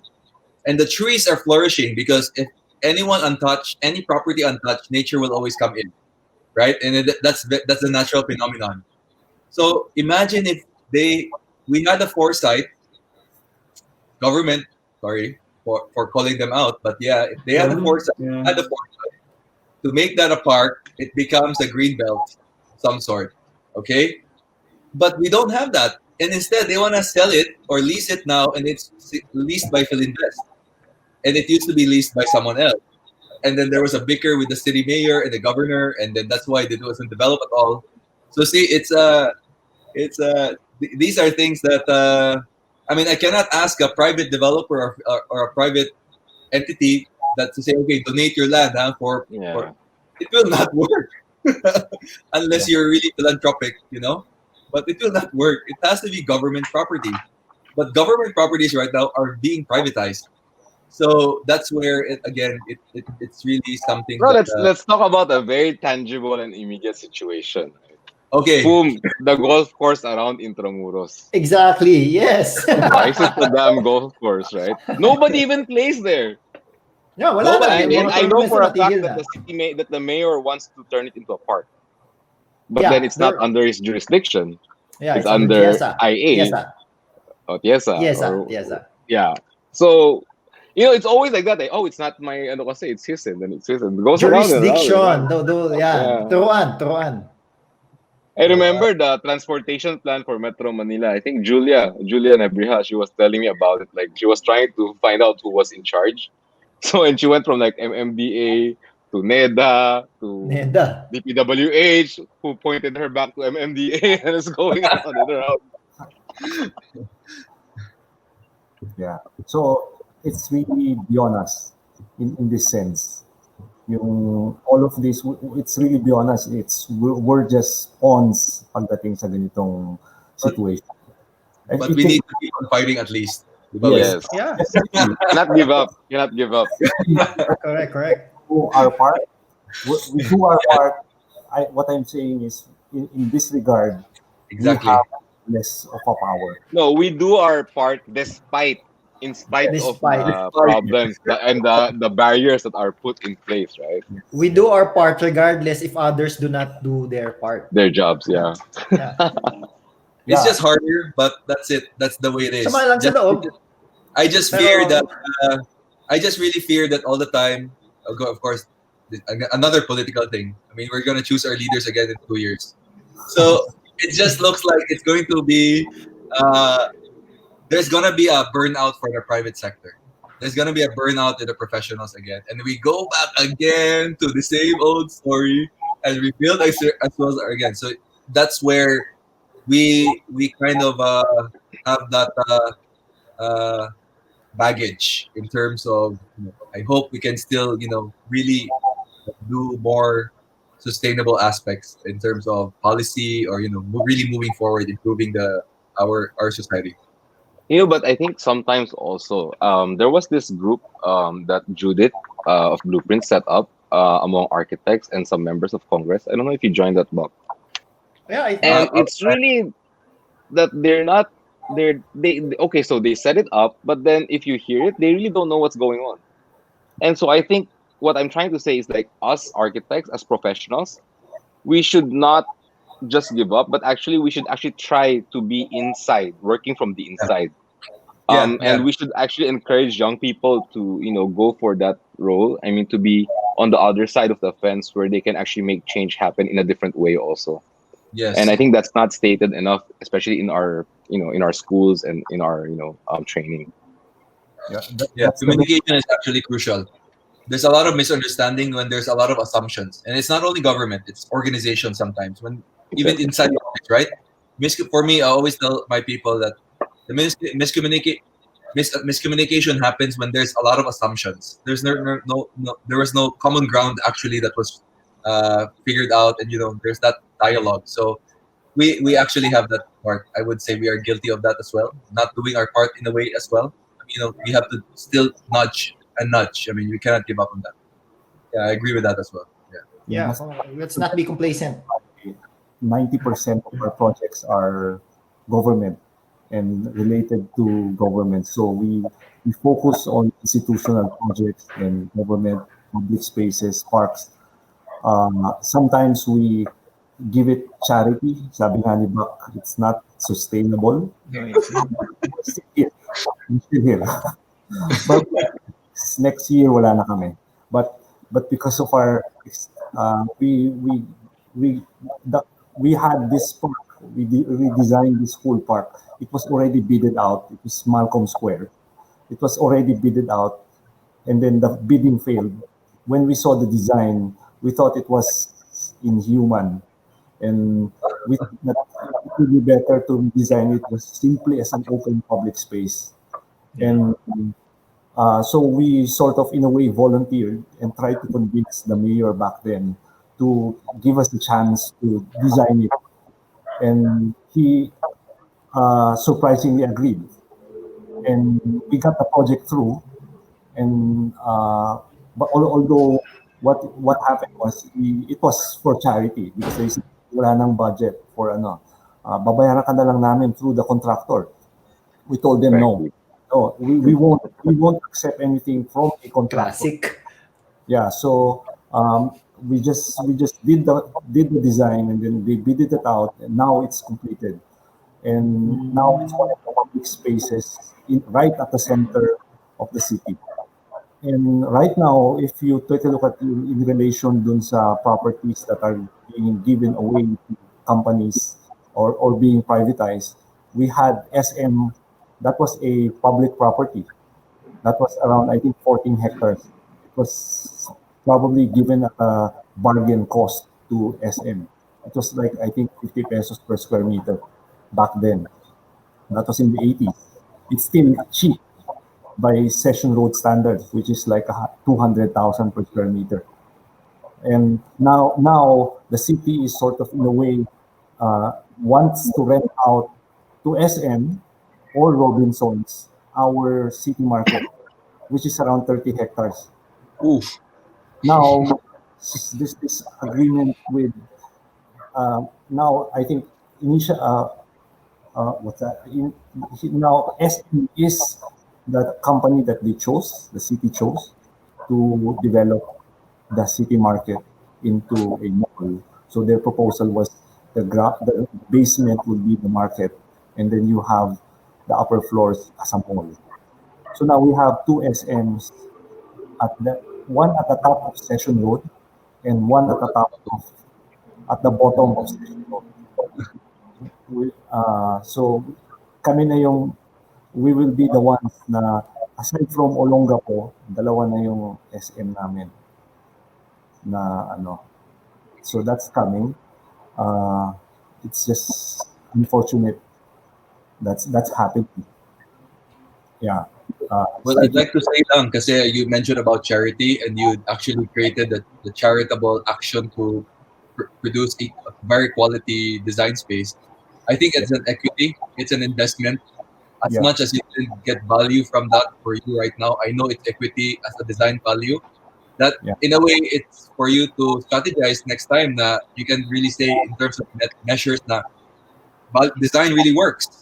So next yeah, time, you better know how to, then that's where the monetary at least, that they will have the parang buy-in for you na, hey, design actually really works. Then from there, probably monetization. And I think that the EQF in a way as well, in a way, it puts sense that William, as our representative for our profession, has actually created that equity, no? For the military, for public servants to really see it. And I think that's where, from now on, there is the trust issue, that not issue, the trust effect that Trust. creates the equity next time. So, yeah. William, you have a very big responsibility, man. It's a testament. It's a testament. We can shift this charity thing into tangible action right now. So Yeah. last Yeah. time I did a talk with UAPQC, right? Jonathan, how many members do you guys have here? 85 graduates. 85, right? I'm sure 85 architects or architecture graduates can adopt one public sector project and do it pro bono. And so imagine how many chapters UAP has if they just put their energy into more worthwhile things and each chapter adopted one government project, then we'd have nicer public buildings, right? Yes, that's Yeah. equity. So That's that's what actually, I told UAPQC. yeah. Yeah. Yeah. Just one lang for one per year. And Will, if you have contacts in SM, can you tell them to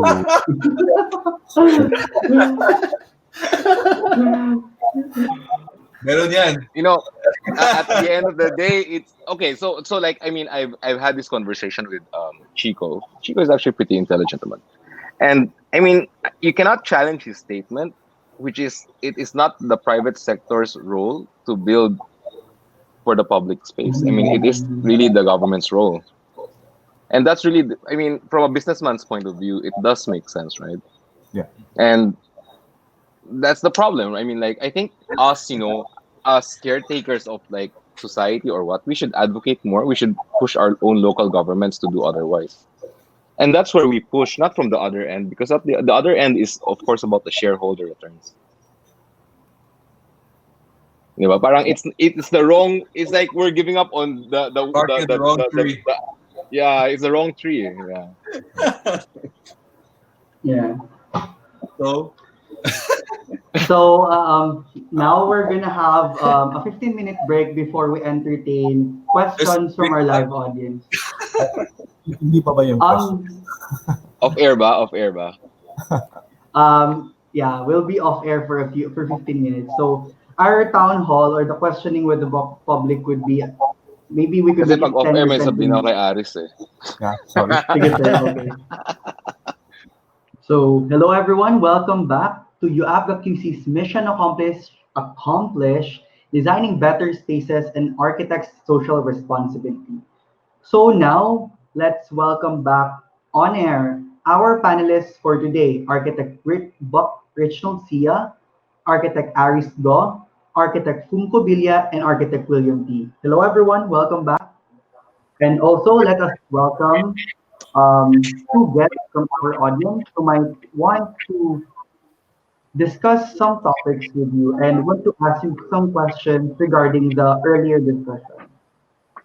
So let's welcome Renz de la Peña and Aldrin. Hello. Hello. So you might want to introduce yourself first to our panelists. Hi, good evening. Hello. Hi, good evening. I am Renz de la Peña. I am a graduate of BS Architecture from Far Eastern University, Manila. If you were given the chance, will you run for public office? No. No.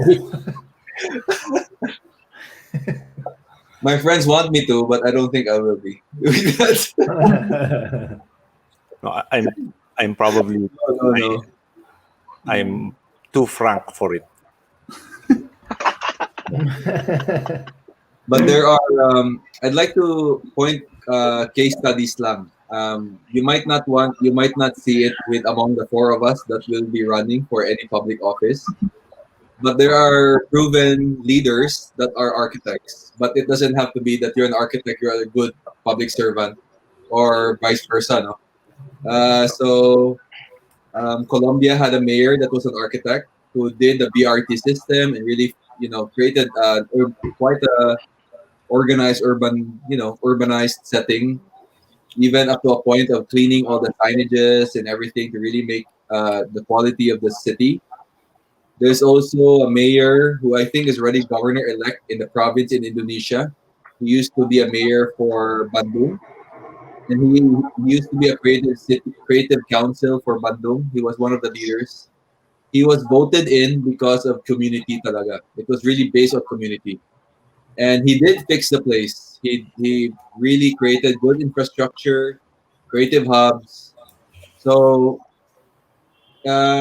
architects can be a good public servant with the right agenda, but doesn't have to be an architect so that you'll be a good public servant. So that's my thing. If you would not run for public office, will you consider being appointed for a government position? Ooh, Depends on the position. depends on the position. Is it something we won't get shot for? Depends on the position. Like example lang ha, there was a position. There was under the DTI. There was the Design Center of the Philippines. Okay, that was formed, Yeah. and Royal Pineda is there. So he's one of our colleagues who's doing good work as well. So that's a good that's one of those examples. Another one would be, although he's not an architect and this industrial designer, Kenneth Coboncue is part of the regional board here, regional planning here in Visayas. So if you can contribute, why not? So yeah, that's it.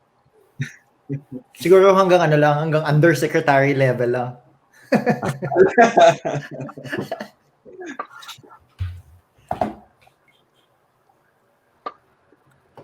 So Nagiging political. any other Political. questions, Jolo? Ren? Will you run for president daw?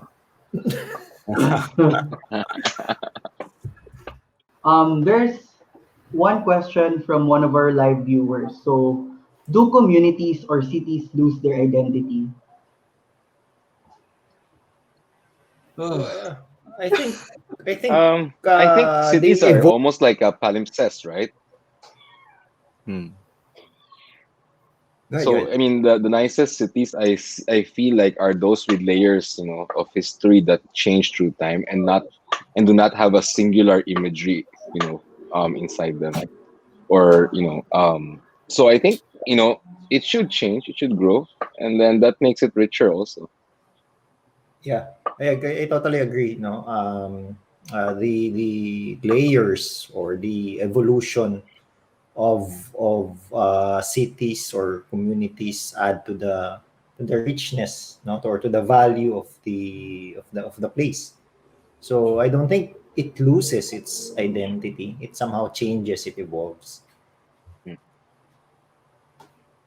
Because cities can die, if they don't evolve and change with the times, they can die. Cities do die. There are cities like probably we'd say some fakery in a way, like more artificial. Hmm. In a sense, there Mhm. is that evolution of the citizens as well. For example, China.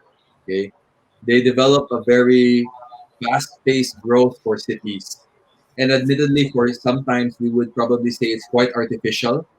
And there was a moment of their time that they had the moment of copycats from products to Nikes to the Eiffel Tower or the Le Corbusier Ronchamp. They basically placed that in one of the communities. In a sense, it was an interpretation of saying that they wanted that kind of quality. Sometimes they adhere quality to, let's say, the Western wonders, even Eastern. It doesn't always have to be Western. But I think just like as China would, I would also commend, they have actually also grown and they can actually create, they have actually matured as a city. Yet they also have struggles with homogeneity or, losing again public or past edifices. So it's that constant evolution I will say is as mentioned by the panel. Okay, so another questions. Since you guys were talking about we live and die with city, so how do you think, architecturally speaking, or in terms of like the built environment, how should humans live and die with cities? Hirap ng mga questions nyo. Or is there such a How thing as how we should design humans live and die with cities? It's from one of our viewers. I think I digress from that. I don't think I agree with that. I think some people manage to live outside the cities. At least right now, still like 30-40%, right?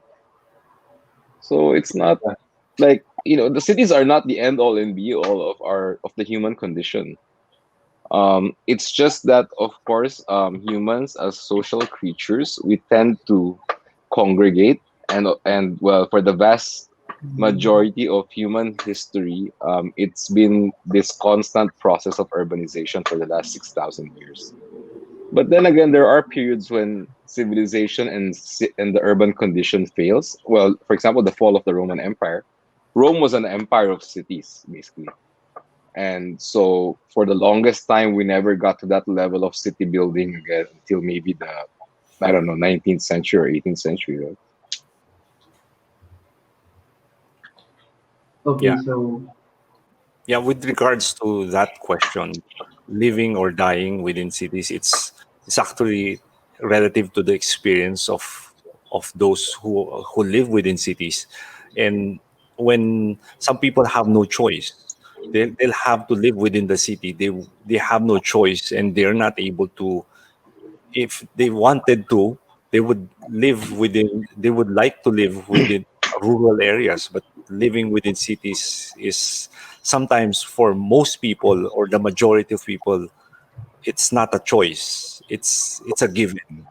And they have no other option but to stay within cities. Yeah.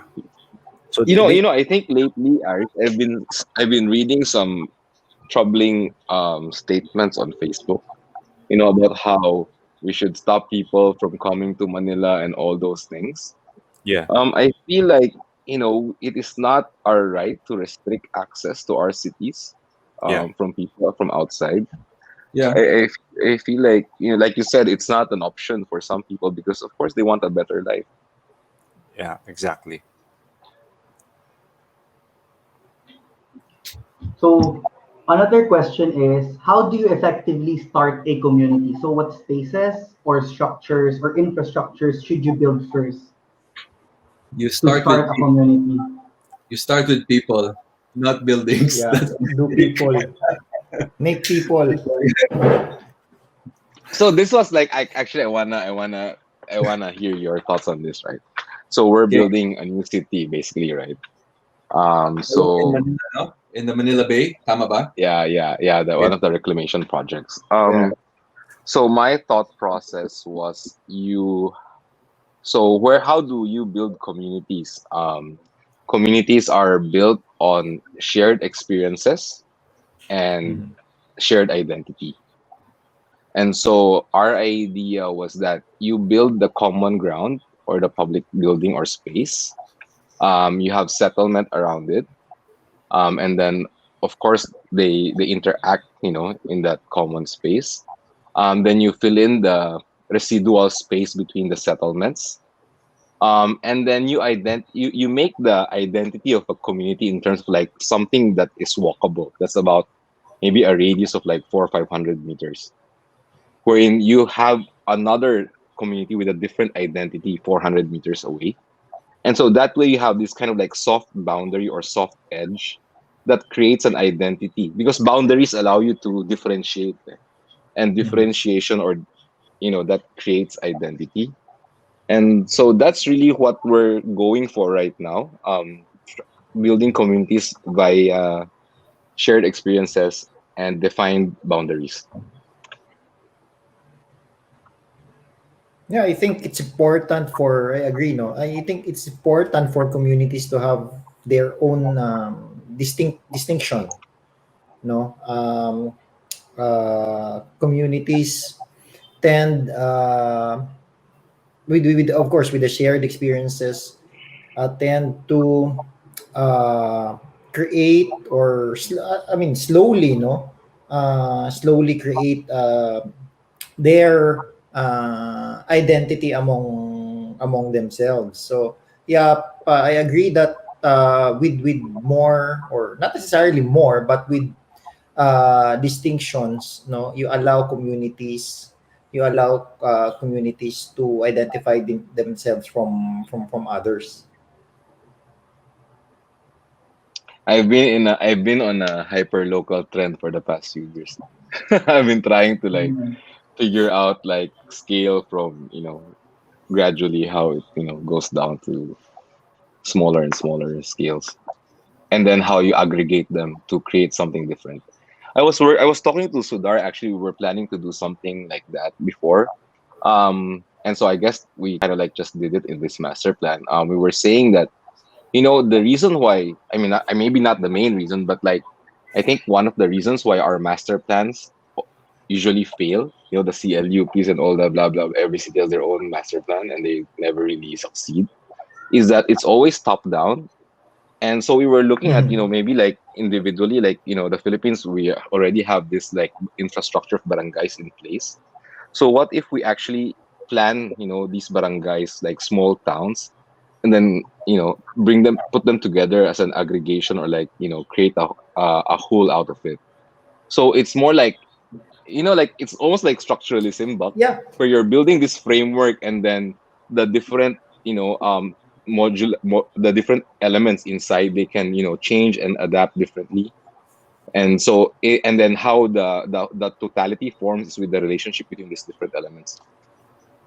Now that you mentioned the barangay, with this pandemic, with this lockdown, I was pondering about how important, or how we can tap really the barangays, no, in in monitoring the infected, in providing or giving yung mga food, yung mga relief packs, and even ngayon sa with the restrictions sa schools, no, yung learning hubs. I think one I heard in the news na may isang barangay that activated their barangay as a learning hub. So ang laki nung potential sana nung barangay, no, uh, in community living, no, or in managing or organizing community, not only within itself but also in connection Yeah. with other barangays. So again the organization, the systemization is very important. I feel like it's a tool that we're neglecting kasi, this Mhm. political system that we have in place, di ba? Parang, I think it's something very different that might allow us to make, the condition of our mega city more manageable. Because there's certainly a difference in terms of scale between a metropolis like Metro Manila or Mega Manila even versus like a singular city, right? So maybe that allows us to manage density better if we can, utilize these barangays and barangay Yeah, entities. yeah, aggregate, no, kung ma-aggregate natin Mm-mm. more effectively, and and again in the context of this pandemic, no, and then with the policies particularly ng IATF, we were hearing sa news na bahala na yung mga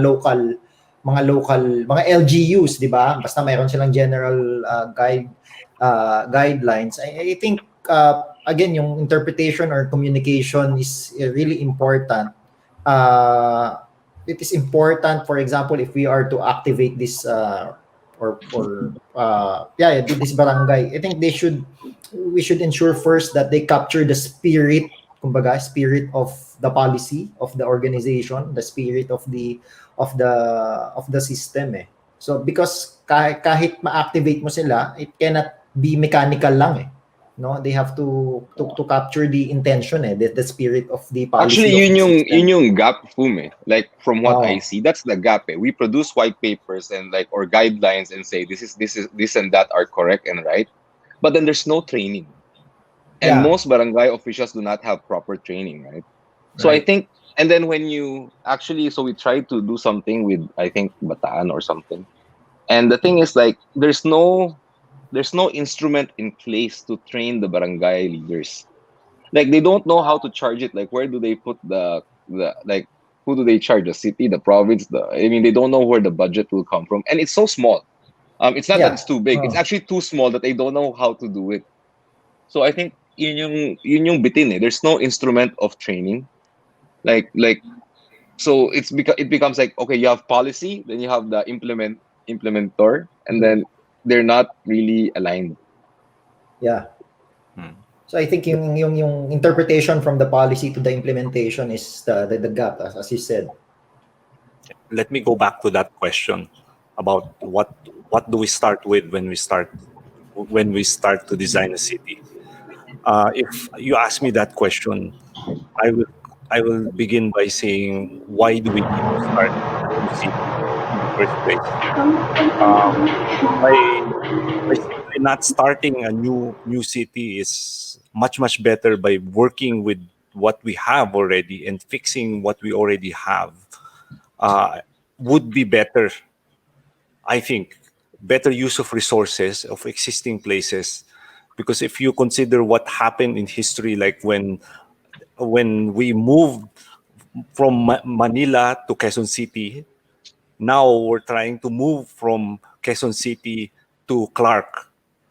Uh, we're repeating the same thing, and we're abandoning places that we could just simply fix.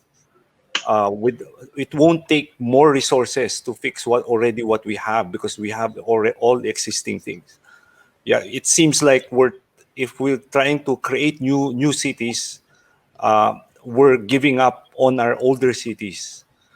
Yes, we could create. Let's fix our existing cities first before we move on to another one. Uh, yeah.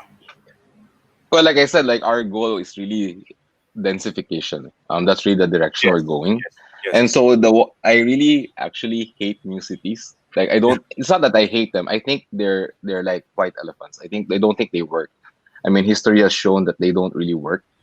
And so anyway, the one we're building is not a detached city. It's actually closer to Manila than Quezon City, basically. Yeah. So we're like we're trying. So this is I have this like thesis in my mind that says Manila is actually the size roughly the size of Manhattan. And the reason why the other boroughs work is because Manhattan is so built up.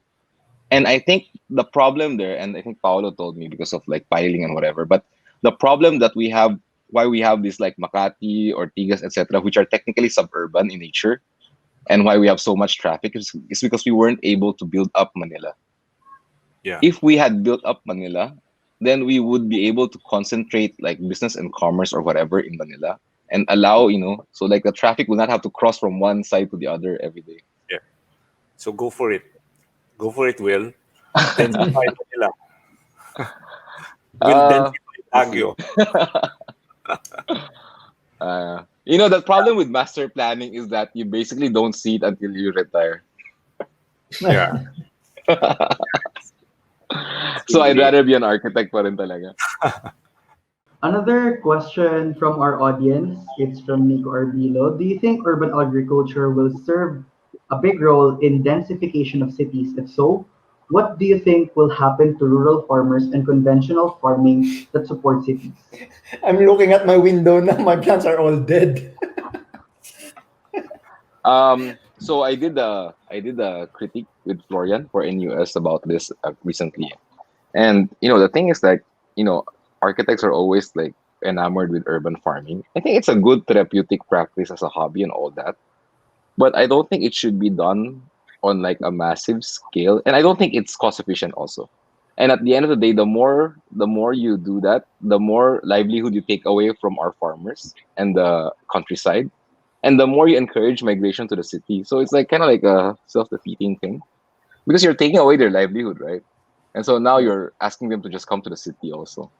And so maybe it's not it's almost like this idea against globalization, wherein would you rather, I don't know, plant something inside, let's say, Detroit than import like a vegetable or a fruit from the countryside or something like that, or even from Africa, right? So how do we balance society if it's always just one part that we're trying to build up and then trying to destroy the livelihood of the rest? My counter argument for that was probably um, there is a sustainable aspect if it's a circular economy of a neighborhood, a smaller scale, but you cannot push it too much to a scale that it will serve the whole city. I think in a way it's just like that, where you will be able to self-sustain a bit, a community, a family, some sort. Sorry, Fum, baka hindi ka green thumb. That's why your plants are dying.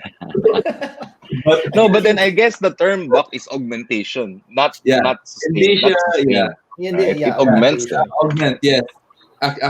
I agree with that augmentation. So the crux of the problem again is where we have to resolve the technology of agriculture in the Philippines and the supply chain of that as well. I think that's where it is.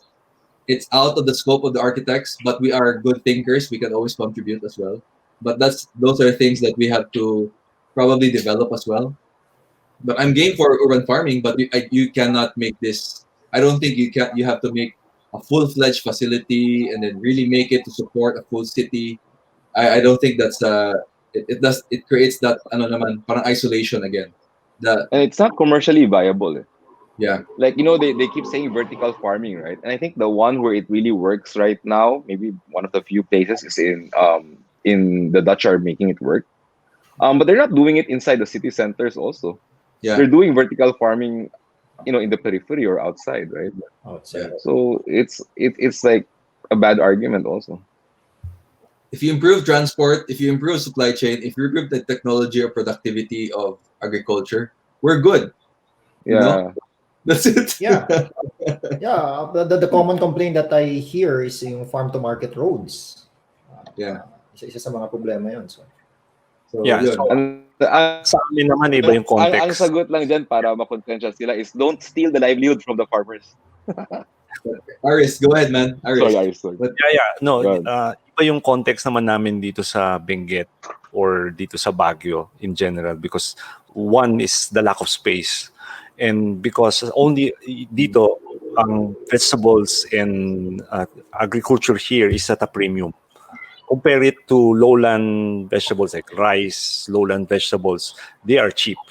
But ang dito sa because of the scarcity of our land and there are only a few things here that grow only here. Let's say specific types of lettuce only grow here at a certain elevation or cabbages, carrots. They won't grow sa lowlands like potatoes. So at a premium yung land namin dito. But because of constraints of land, dito sa amin it's feasible. It's feasible and it's most probable. It's happening already. We have farms within the city center. We even have farm kami mismo. We have a farm dito mismo. So we have urban farming already present within the city. Because there are no there are restrictions in farming, but because people here are more I guess they're we do not follow the CLUP, so it's a good thing as well. Mixed use talaga kami, so there's a pig farm there, of course. Then you smell yung ano, so it's a chicken farm right in the middle of the city, a pig farm, and somebody planting vegetables. So nung pandemic, we had no problem with food. We had a surplus of food within the city itself because there were urban farms within the city. So iba yung context naman namin. yeah. Yung context namin. Plus our vegetables are more profitable than the lowland ones. Yeah, I remember when I was young, like whenever I go to Baguio, my parents would say buy vegetables. yeah. Yeah. Hanggang ngayon. But right Until now, yung vegetables majority of the profit of the vegetables are Sellers. from ano lang mid market sellers, so yung mga middlemen Traders. they have the lion's share of the That's why. Supply chain nga. yeah. It's really a supply chain issue. So Yeah. wala na tayo doon. Wala na, hindi na architect yun. So, yeah. Okay. Next question is, do you think reviving or reconstructing heritage is a good idea just to complement the remaining or surviving heritage in the Philippines, especially to significant places like Binondo? No. Where? I don't subscribe to new classicism. Yeah. I mean, we Bakit? preserve the old, but Yeah. Preserve what is existing, what's left. Try to protect them, but once they're lost, I think pabayaan na yun. In fact, as an example, ako I don't agree yung reconstruction of the churches halimbawa sa Bohol after they were destroyed. down, no? I mean, yeah, if you talk about authenticity, that's not authentic anymore. Plus, I mean, they're dead, kumbaga. So, I mean, let's just protect what's left. In fact, not necessarily luma is significant, no? Kasi again, minsan again may shallow perception or understanding yung public about it or even architects na basta luma. Ano yan, no? Not necessarily, no? So, I mean, again we have to determine the significance of this or what's left, the structures that's left, and then protect them. Those that have been lost, wala na yan. So, I mean, sadly, it's sad, but ganun talaga eh. There's a narrow case of buildings that will need reconstruction. Sinasabi ko, very narrow. I would agree that we do not reconstruct and rebuild something that has been lost already. But there is probably a very, very narrow case for reconstruction. And if it's really, really culturally important, if it's really very, very important to the Yeah. people that, if it talagang very narrow case that we reconstruct something and rebuild it so that, let's say, take for example what happened in Korea, yung their forbidden palace, they reconstructed it back in the 90s, or practically all of their heritage is all reconstructed because all of their most of their heritage was like decimated by the Japanese. Mhm. And it's important for them as a culture, as a to reconstruct it, because it was for them, it was really part of their identity. Now they recognize, in para sa kanila, sa mga Koreans, they recognize yung reconstruction as a part of as part of heritage because of their experience.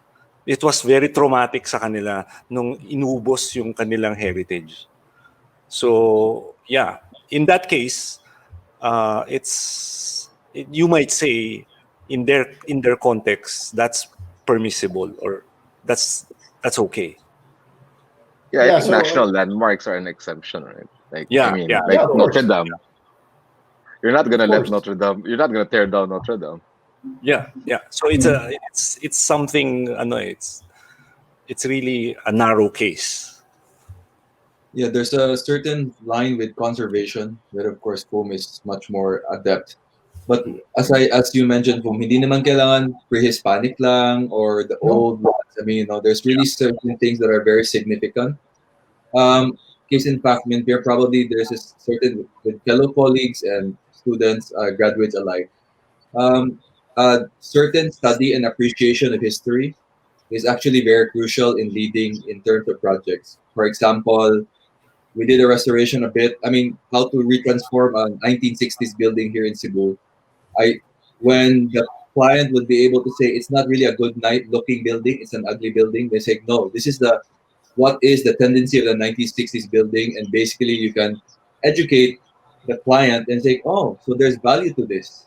So in a way, Yeah. you contribute towards the fabric, and that happened to us as well. That when there's a good friend of mine pa who redesigned the church, the interiors of a campus church in Cebu, Mhm. where I was so saddened when I saw it last week when they recreated the ceiling, took out all the 1970s modern elements. I was really disheartened. So that's where, of course, probably the parish priest or the priest wouldn't know what they thought that beauty was in terms of these new motifs. But I felt really sad that, and it's 50 years, basically 50 years now, 1970s, eh, no? Yeah. So I was so sad that that had to happen when there are only few churches or campus chapels or churches here in Cebu that has that identity, and it's gone. It's already covered with gypsum board and different, so it can still be restored, but sayang, all the gold motifs, all the green, the stained glass that was green was taken out when probably the definition of beauty of 1970s was a green stained glass character and then green terrazzo, but now it's all gray. And it's like, so yun, nawawala na yung fabric, that certain spirit. So that's I'm putting that out there in the public. Sorry na lang. But Yeah. I mean, that's what we're saying, and protect what's left. If you people or the society really thinks that's it's really significant, it's really valuable, then they should protect it. And I think it's also I mean, somehow the duty of, or not somehow, the duty of the architect to educate its client, the public, about the value of this architecture. No, but again, to go back to the question, yeah, na nating patay yung patay, wala yung wala. only Jesus will resurrect. Yeah. think we should turn down projects that we're not familiar with. No, I was just saying that we should be aware about our shortcomings and what we can or should not tackle. And what can you say to the next generation? Hopefully, we could be better. hopefully in our time. What do you mean your time? Your time is still our time. I mean, I mean when we're at your age, yeah. So any last few words? No, we just like to say thank you. I think thank you, UAPGA. I think it's a Yeah. good conversation. It's nice to meet and reconnect again with our fellow colleagues. That's it. Right. Conversation. Oh, I want to say something. My last word is like, if you guys invite us for future talks, I prefer this format really. I really hate giving lectures because the lectures are all online anyway. Right? I mean, Exactly. this is more interesting. You learn from everyone, like, Yeah, Yes. mas spontaneous eh. oh. Yeah. So Hindi na please, namin kailangan mag-prepare. yes. Yeah. Parang, Nadaldal na lang kami. Actually. parang yung kanina, hindi ako nag-prepare.